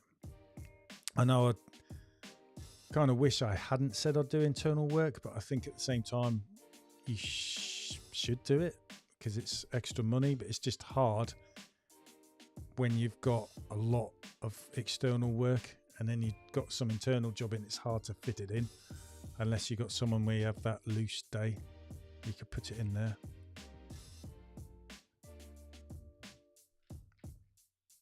Yeah, so does anyone else do, to answer Phil's question, internal windows? And you've probably seen, Phil, some people do a little bit of pressure washing on the side as well. Neil saying you need to do commercial internal cleans. Never or have will do domestic clean. That's the other thing I thought about doing internal work, is going inside someone's house. You could be leaving yourself open where someone could say you've done this or that, and that's putting yourself in an awkward situation. But then again, it's having that trust with that customer because you know them that they're not going to do that. And obviously if they're elderly, you can probably tell it's because they can't do it themselves. But I get what Neil's saying as well. And if you're doing commercial work, they're probably going to pay it, and it'll be more regular as well.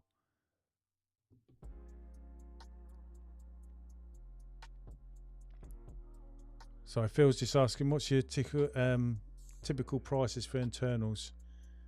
Yeah, we do double, mate.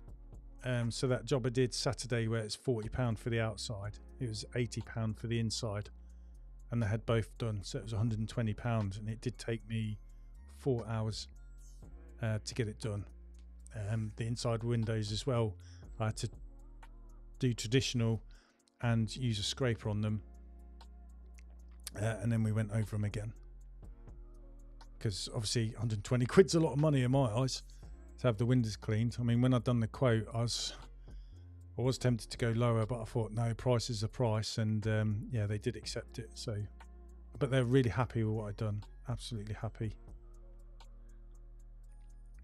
Matt saying you don't like doing internals, so you only do commercial only. Ted's asking, do you clean the glass or frames as well on internals? Never done any for customers yet. I do exactly the same as I do for the outside, so I do all the frames and I clean all the seals as well.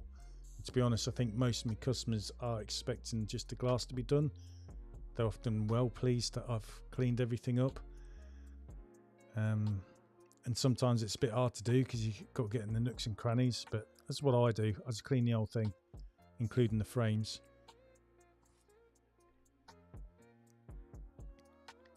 Yeah, Matt's saying he's 1.5 times the outside price, whereas I do 2. Robbie's saying you do internals on some of the big houses and you do them regular. Yeah, I remember a story about that big house where that lady's following you around, but the husband laughed when you politely asked her to leave. And like you were saying, because you travelled there and it's a big house, you might as well do the insides as well to make the journey worth it. Cheers, Ched, yeah. Oh.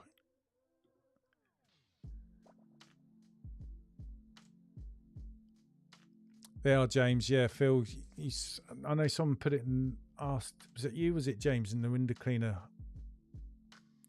hub page? Yeah, you said about it.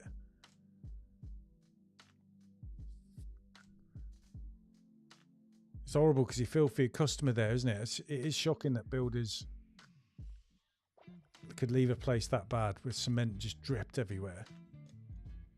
I suppose like years ago, the builders would have a young apprentice and his job would be going around clearing up the muck, I suppose, as it's going on. And Nowadays, they don't have an apprentice, do they? And sometimes it's like 1 or 2 guys building a whole house. And I guess because they're subcontractors, they come in, do their bit, and just disappear. So I found it on that job in Aldershot. It's just shocking, the mess that builders left behind. But the mess they left behind was not as bad as what you were mentioning. Phil's saying glass only for internal, so you don't do all the frames and that. Yeah, we just do the frames and the sills. But what I find is, to be honest, because you've got good customers who keep their house clean, you tend to find they're not too bad. And then because I'm cleaning it regular, there's like a couple that we do regular with their window cleaning every time we do internal as well. So it's easy to do because it's fairly clean. Just obviously gets worse in the height of summer with the flies and that.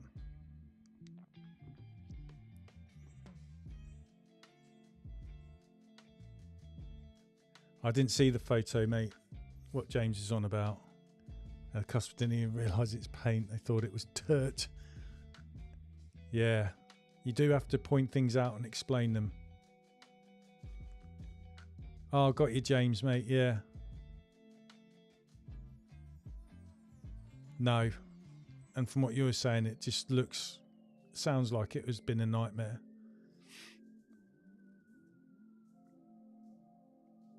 Again, I suppose just being direct and polite, isn't it, is the best you can do, because they're going to find a lot of people come around, look at it, and then say the same thing. No.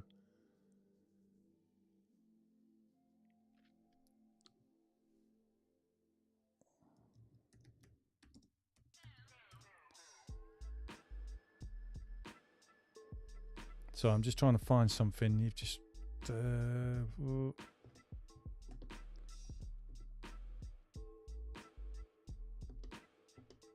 trying to find it.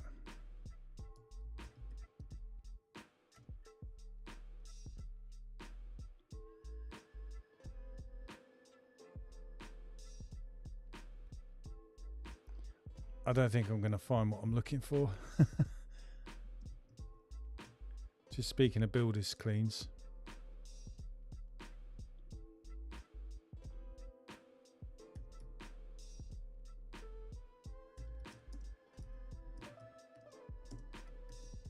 What I want to talk about is I've got a bit of it in the van somewhere.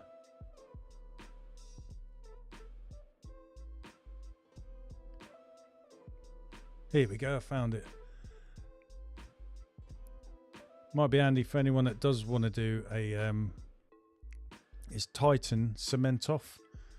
I've got a small bit of this. And I've had that, not for full-on proper builders cleans, but where someone's had some work and they've asked me, and so I've had that in the van, so I've used it. And that didn't work too bad. But as normal, it's quite hard to use your stuff on really hot days, so it's like TFR, don't let it dry out, but it's easier said than done when the sun's out and it's as hot as it can be and a little bit of a wind.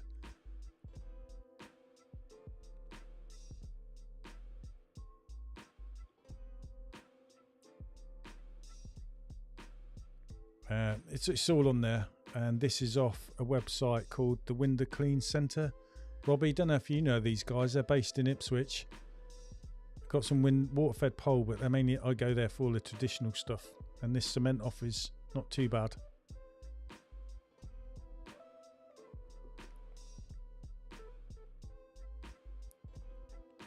Nathan's just saying, "Oh, what's the best way?" Hopefully, I've just answered that for you, mate.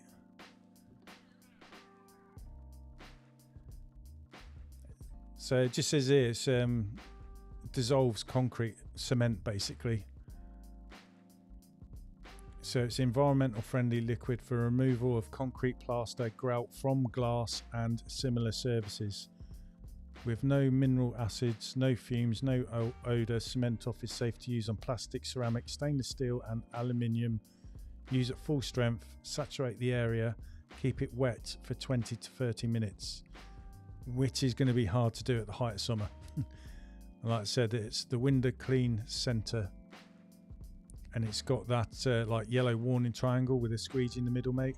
They're based in Ipswich, but Titan Laboratories, and you can buy like a big bottle here or the small one. I've got the small one. but it'll still be hard work.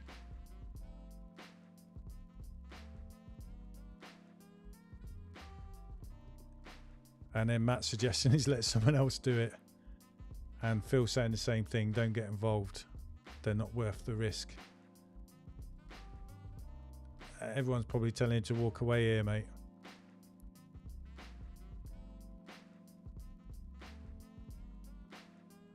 So you've had a new house that was covered, so just explained you won't remove it as you don't want to scratch the glass.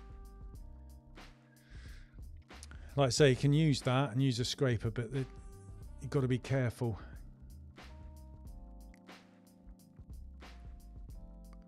Ched's just saying if he knows any customers have building work done, he advises them to make sure the builders cover all the windows as getting the stuff off is their responsibility, so he's not going to do it.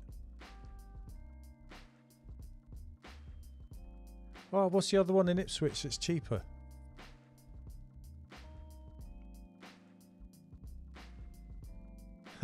No worries, mate.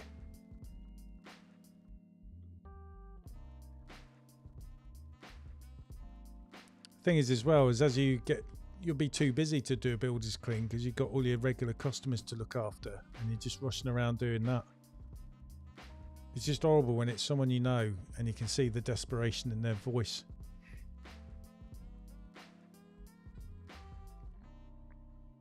It is shocking some of the state the builders. I mean, I've done cleans, and then this is not a builder's clean, and I've cleaned in and out on like a large place, and I've gone around showing them all the scratch marks to point, just to make sure it wasn't me. They knew it wasn't me, and they just said it wouldn't surprise me because the people fitting the windows they had a bad experience with.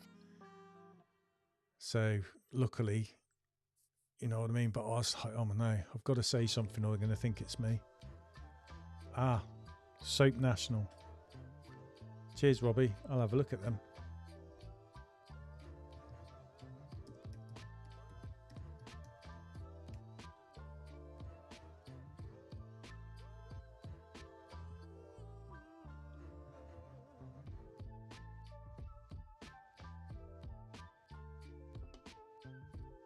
Is it this one, Robbie, mate?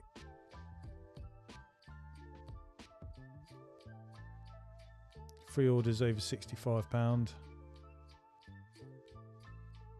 Obviously my internet's gone a bit slow. The images aren't loading up. Here we go.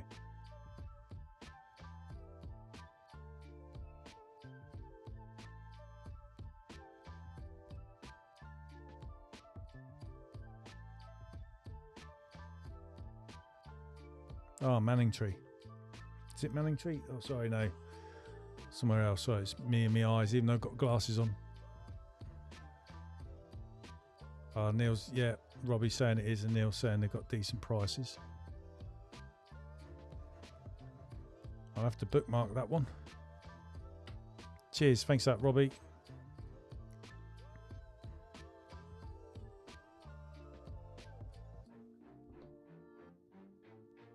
Yeah, so does anyone else do like internal work or stay away from it? I mean, we had one job. We've got one more clean left. I think I mentioned it on one of my vlogs. It's in Wisbeach, a place called Super Seal. They've got their main building, and then out the back they've got what they call a showroom area. So they've got 7 conservatories. 6 of them have got roofs that we clean in and out, as well as the external and internal conservatory windows. So we did all that, plus their main building in and out. But speaking to the person there, because they're moving premises, so we've got one more clean left, and that's it. Before the end of May, before 23rd I think it was. And it's a shame. I've been cleaning that for 5 years, shall I say, probably. And yeah, that was a massive job when me and Matthew first took it on. It took us 8 hours because we went to town on it, but as time's gone on we've got it down to 2. But that's just not me and Matthew, that was with Sophie, Teresa my wife, and then also Rachel and David joining in as well. So it's a big whole family affair, and we just split down like into 2 teams, one lot doing inside, one doing out. And we found the Ungus Stingray was good in there because it was a regular monthly clean. It was in their lease that it had to be cleaned once a month, and so yeah, that was a good number for us in the end. So it's sad to see that one go. They've knocked down the showrooms, because they're being rebuilt up at the new premises. It's obviously a cost-cutting exercise, but that was good. And the younger Stingray was really good for that, especially for the hard to reach areas. But like I say, because it's cleaned regularly, it worked perfect.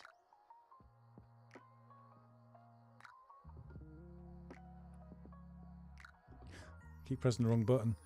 Ched, send the window washer to James. Yeah, put it in a text and put it as I'm doing a favour, telling them the builders should clean up the mess. Yeah.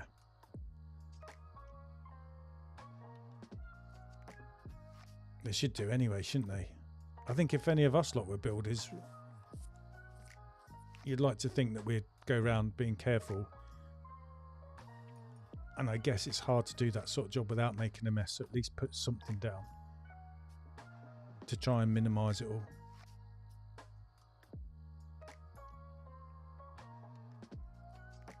And I think you find when you do it, if you did a builder's clean, it's normally because they've tried to clean it first, they've scratched all the glass trying to do that, and then you've been called out, and then you're going to get the blame unless you can point things out as you go, sort of thing.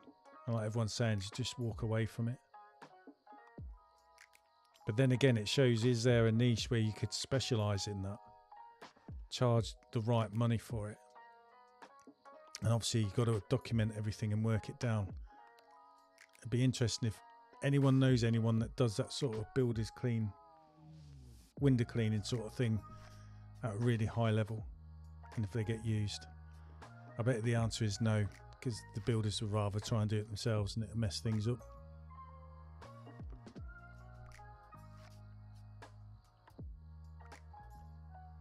Right, I think the stream is pretty much quite lagging behind.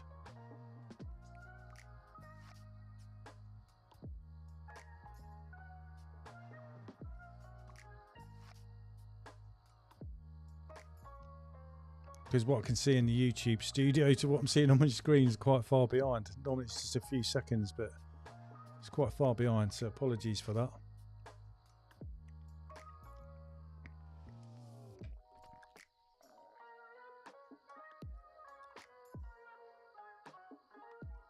Right, time's getting on, so I think I'll call it a night soon.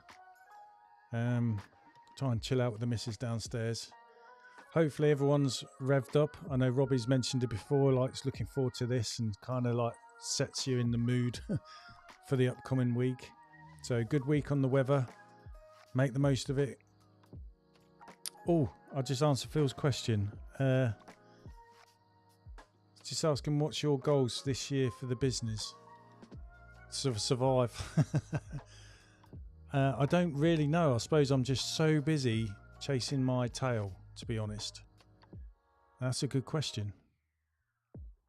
Oh, Nellie's just saying it looks good. All right, so it's not too far behind. Maybe what I'm seeing in the YouTube studio is just lagging. No worries, James. Still here for a bit though. I've been stumped with a really good question here by Phil.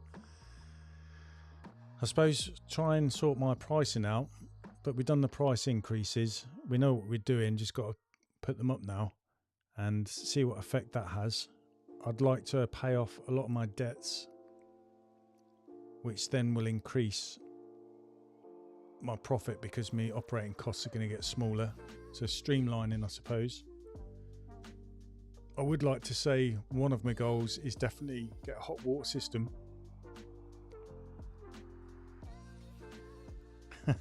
Agnes just saying it scares me when I'm chasing my tail.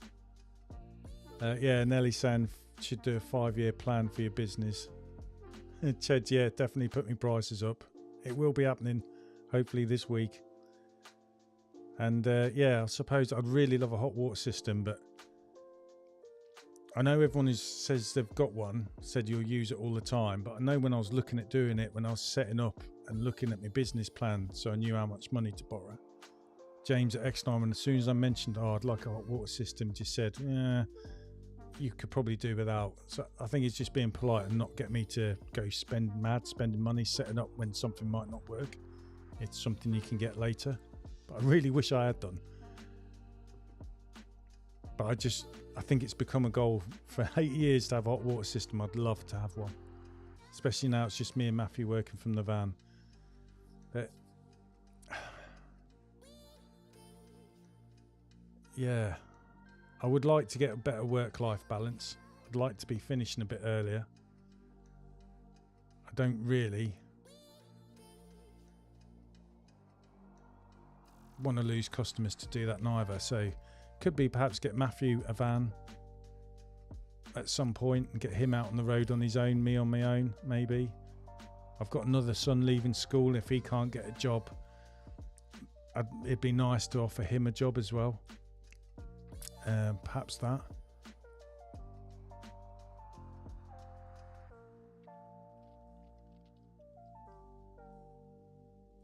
Angus saying your 5-year plans go full time.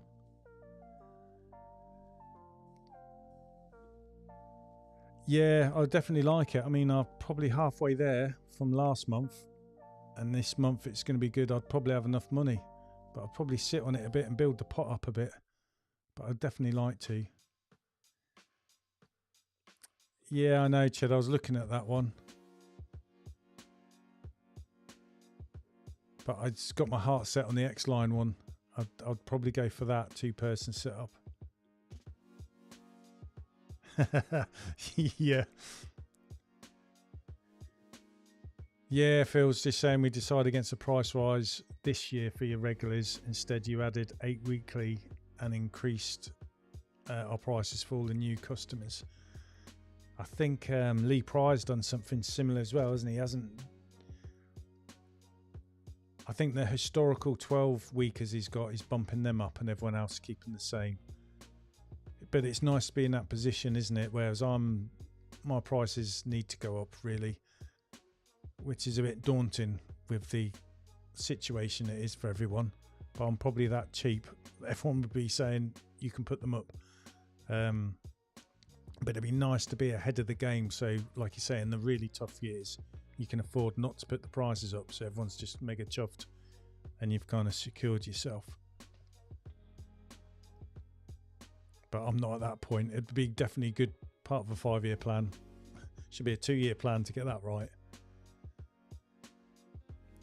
Ched's saying the government need building trades, so maybe, yeah, Matthew could get an apprentice. David, sorry, he is doing a plumbing course and he's done an electrician course, but he's just dropped short of being an electrician because I think he needs his English or something like that, grade C.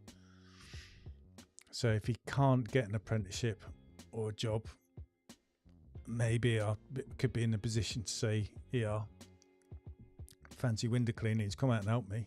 It's money in your pocket, innit? I have thought of that, mate, putting my customers on 6 weeks, so it kind of adds space in the program, but I've got some 8 weekers and 6, so everyone will have to go over. But I don't know how that would go down. It is something I had thought of doing. If I did everyone on 6 weeks, it allows me to take on more customers, but I've got to get the pricing right first. If everyone went 6 weeks as well as a price rise, I'd have to put them up to 6 weeks as well. And then the 8 weekers would go down, you know what I mean? Nothing simple, is it? But it is something I had thought of. And I wondered, I don't know what everyone else thinks, some of your customers might like going from 4 weeks to 6 weeks when they realise they're going to be saving more money over the year with the way the situation's like. But I also know where I am. Some of my customers would just love to be stuck on their 4 weekly and probably would hate going on to 6 weeks. Just because we're rural. But yeah, that was a good question there, Phil. Someone have to sit down with the missus and think about, really. It's always been steadily growing when I look on Squeegee. That's the good thing. And I'm underneath the VAT threshold. But I'll be close if I'm not too careful to go slightly over. And I think if you go slightly over, it's going to cost me as opposed to push right over it. So I think if you're going to go over it, everyone says you've got to aim to smash it or hover underneath so you're not going to become VAT registered.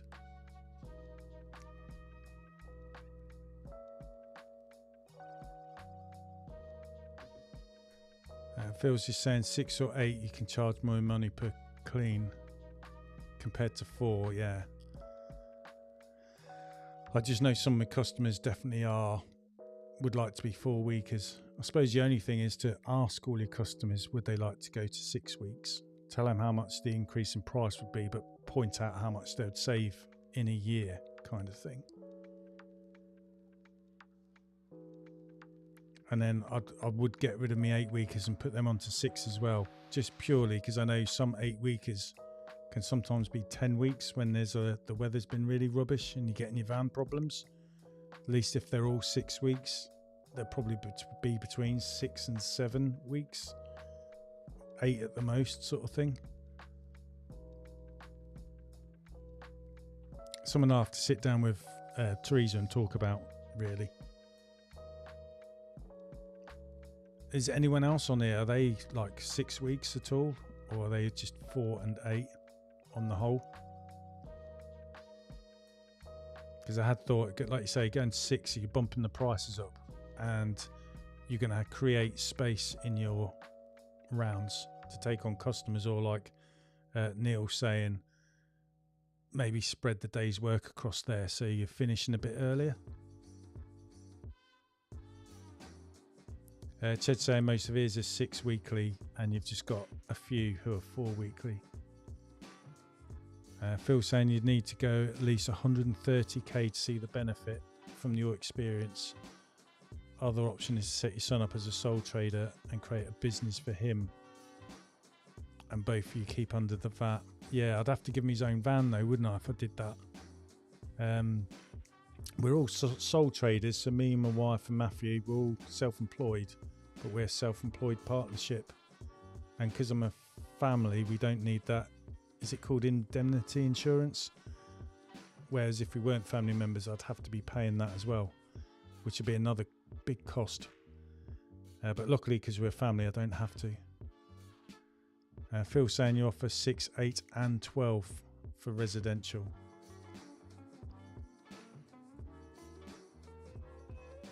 Trying to see how the 8s fit in. 8, 16. I suppose because you have your round areas, is it like every 2 weeks? So the 8s fits in on the 6 and 12s. Okay, I suppose. Or the 8s and 16, is it 3 16s? No, it's 18. I used to offer 4, 6 and 8, but it became a nightmare, so I just went to 4 and 8. Neil's just saying you're monthly or bi-monthly only, and you only do Monday to Thursdays. Yeah, because you're saying Fridays, like some of the lads look forward to something different, like your pressure washing and all that kind of stuff.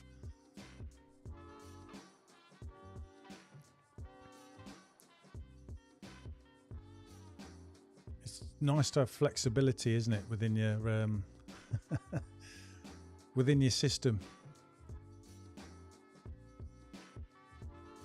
As much as everyone likes reliability, I think they like flexibility as well. Hi mate, you alright? You're saying you're toying with the idea of just offering 6 weekly instead of 4 and 8, as your round is a bit unbalanced with the 8 weeklies, but uneven between the months. So you've got more 8 weeklies and 4s. So yeah, so I can see when you're going through your cycle, it's creating a bit of a nightmare in getting the work done. Which is what I think we find, even though we're 4 and 8, I think it's like every 3 months, suddenly I'll have 1 month where the days are absolutely bonkers and mad and hard work.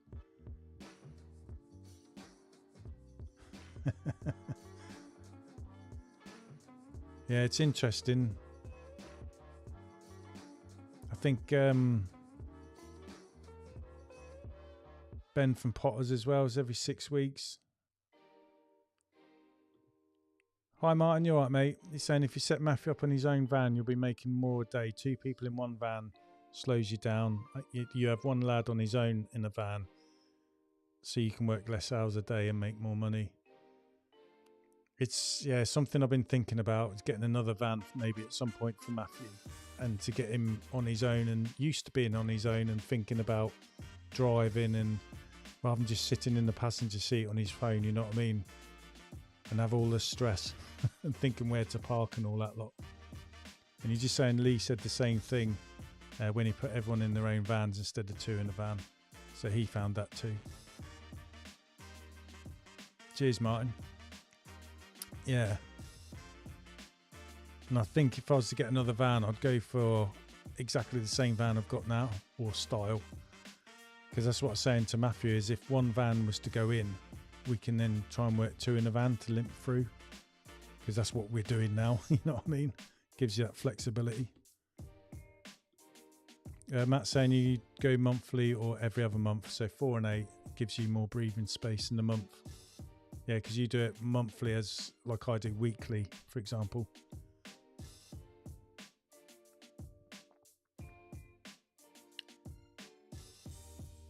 Yeah, save some more money and maybe look at getting another van and start looking how much it would cost Matthew to be insured and all that lot. Yeah, I'll have to do that, Ched. Speak to the accountant about Matthew and a second van. Yeah, they'll know what they're doing. And also, I think with Matthew, at some point, I'm going to get too old.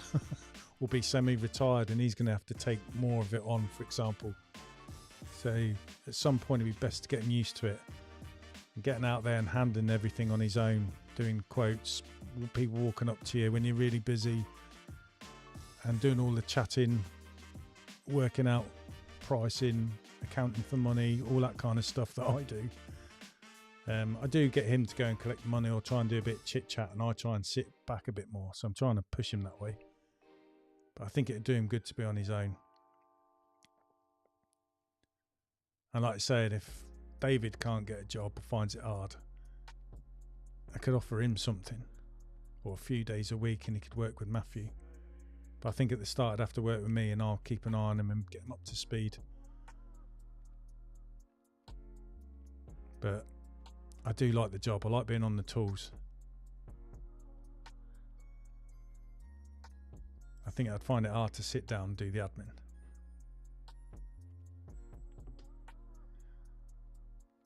Yeah, Martin's just saying it's hard to let go of the reins, but I bet Matthew will surprise you. And he knows around. He does. I think he knows a lot more than what I think sometimes. I'll tell you one thing he's better at, and that's pricing. He gets the higher prices than what I do. I tend to push him. You do the quote, I do it too cheap.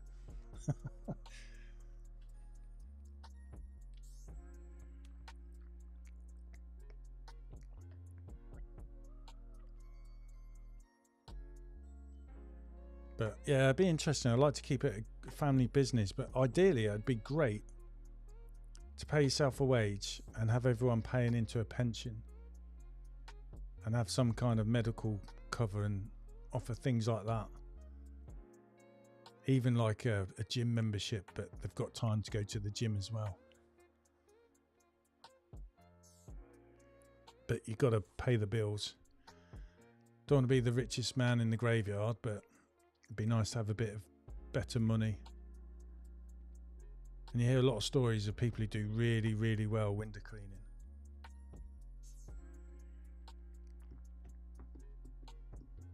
Wrong button again. David Kemp from Vision put a post up today saying his 20-year-old son got an £8,000 quote. Bloody hell for insurance on the van. Yeah, Matthew's 24. I think when he's 25 it goes down, but he hasn't got much driving experience neither. That's just crazy, isn't it? You'd be surprised at how much he could do in a day on his own. To be fair, something I've thought is, as my van's getting older, I'm going to be buying a newer van at some point. But then rather than getting rid of the old van, is keep hold of it until it's knackered. And that could be a good way to test Matthew in a van on his own. And then if it works, get him a better van maybe, or just keep that one going till I need it. Because I like my van, really. That's what I started in. So that is something I'd thought. Like I say, if it was time to get a newer van, but the old one's still going, I could get him to use that to build up a bit of experience and sort of see how it goes, test the water, so to say. So Angus saying yourself and an uncle would come under the same. Yeah, being family, so you don't need indemnity insurance. I'm not sure what the class is, like immediate family. I'm lucky because it's me, my wife and my kids. But I guess it'd be the same thing, wouldn't it? Best to get it checked out. So you're saying 23 and your van insurance was 200 quid cheaper. So you're under the grand mark. Oh, so it's about 800 quid, is it, mate? Compared to like 8,000. Yeah, that just seems crazy, doesn't it? And with 2 vans, you wouldn't need to refill during the day. Okay, driving experience isn't as important as age. Yeah, I had thought as well, if we had 2 vans, how do I do it? Do I like, we do the same round, start one end, someone starts there and we just work our way into the middle? Or do I do one area and he does completely another area, so he's got his own rounds basically? But I think what I'd do is keep as it is and just split the round, so to speak, and he can start one end, I start the other. That way, if one of us has got a problem, the other vans is not working too far away, so we can assist each other. Is what I was thinking if I was to go 2 vans. Yeah, and fueling as well, because that's what I've said to my wife. In theory, you shouldn't be using double the fuel because we're doing half the round each, so she's using the same fuel. It's just going to be a little bit more because of the travelling out and travelling back for 2 vans, but the actual driving will be shared, wouldn't it? And if having 2 vans means we finish earlier, as long as we can afford the cost of it, it will be worth it, because that's what it would bring, a better work-life balance. Ched's saying single area, so minimise driving. So you mean like, say I had a round tomorrow, just put me and Matthew in our own vans, for example, on that day. Like I said, one can start closest, one can start furthest, and we just work our way to the middle. Like I said, we can back each other up then if there's a problem. Or do you mean like completely 2 different areas?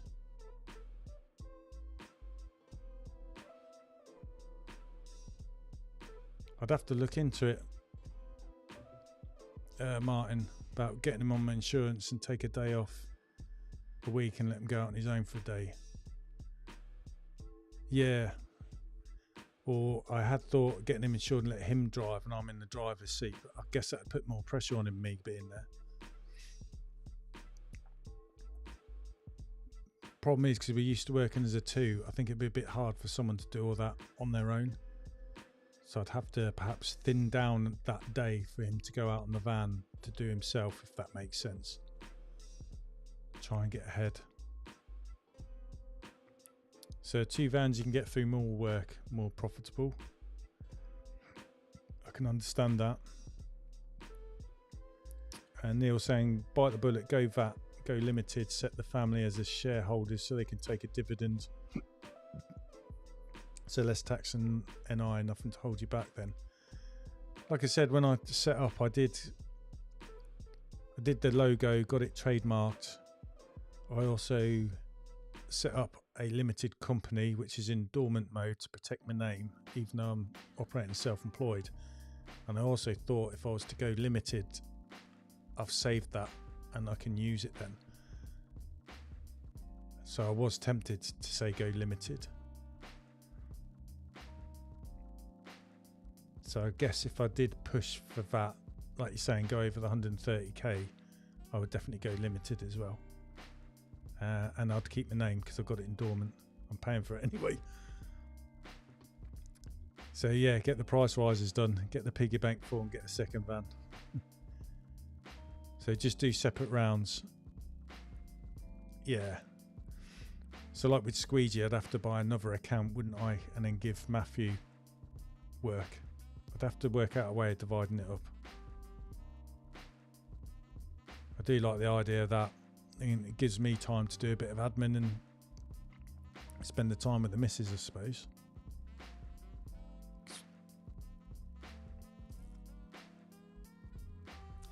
Yeah, it works because you're not working over each other. Also, when you're packing away, one of you is standing around especially when the customer's talking. But then again, when customers talking, one could be doing the chatting, one could be doing the working. It kind of works that way. It's pros and cons, isn't there? But I think as well, if someone's got a set amount of work and just told when you're finished, that's their the carrot leading the donkey, isn't it? That's the carrot on the stick, just to work fast and cut through your work, because when you're finished, you're done. As long as there's no complaints. That's what I've said to Matthew. If I give you a van, your own set of customers, you'll be responsible as well for any callbacks. So if that makes your day tomorrow harder, that's your fault.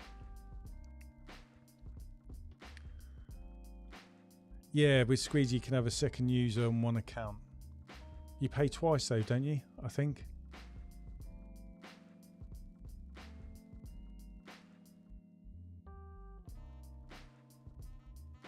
And then basically he's got his own set of customers and everything to do. I like Squeegee, it's really good.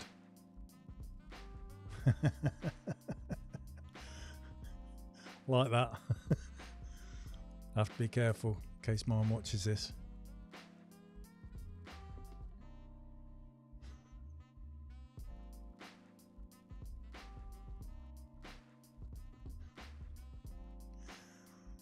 One afternoon a week's fine. Put up with that.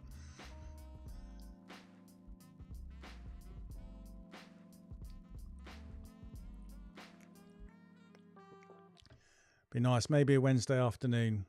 I could have a sports afternoon.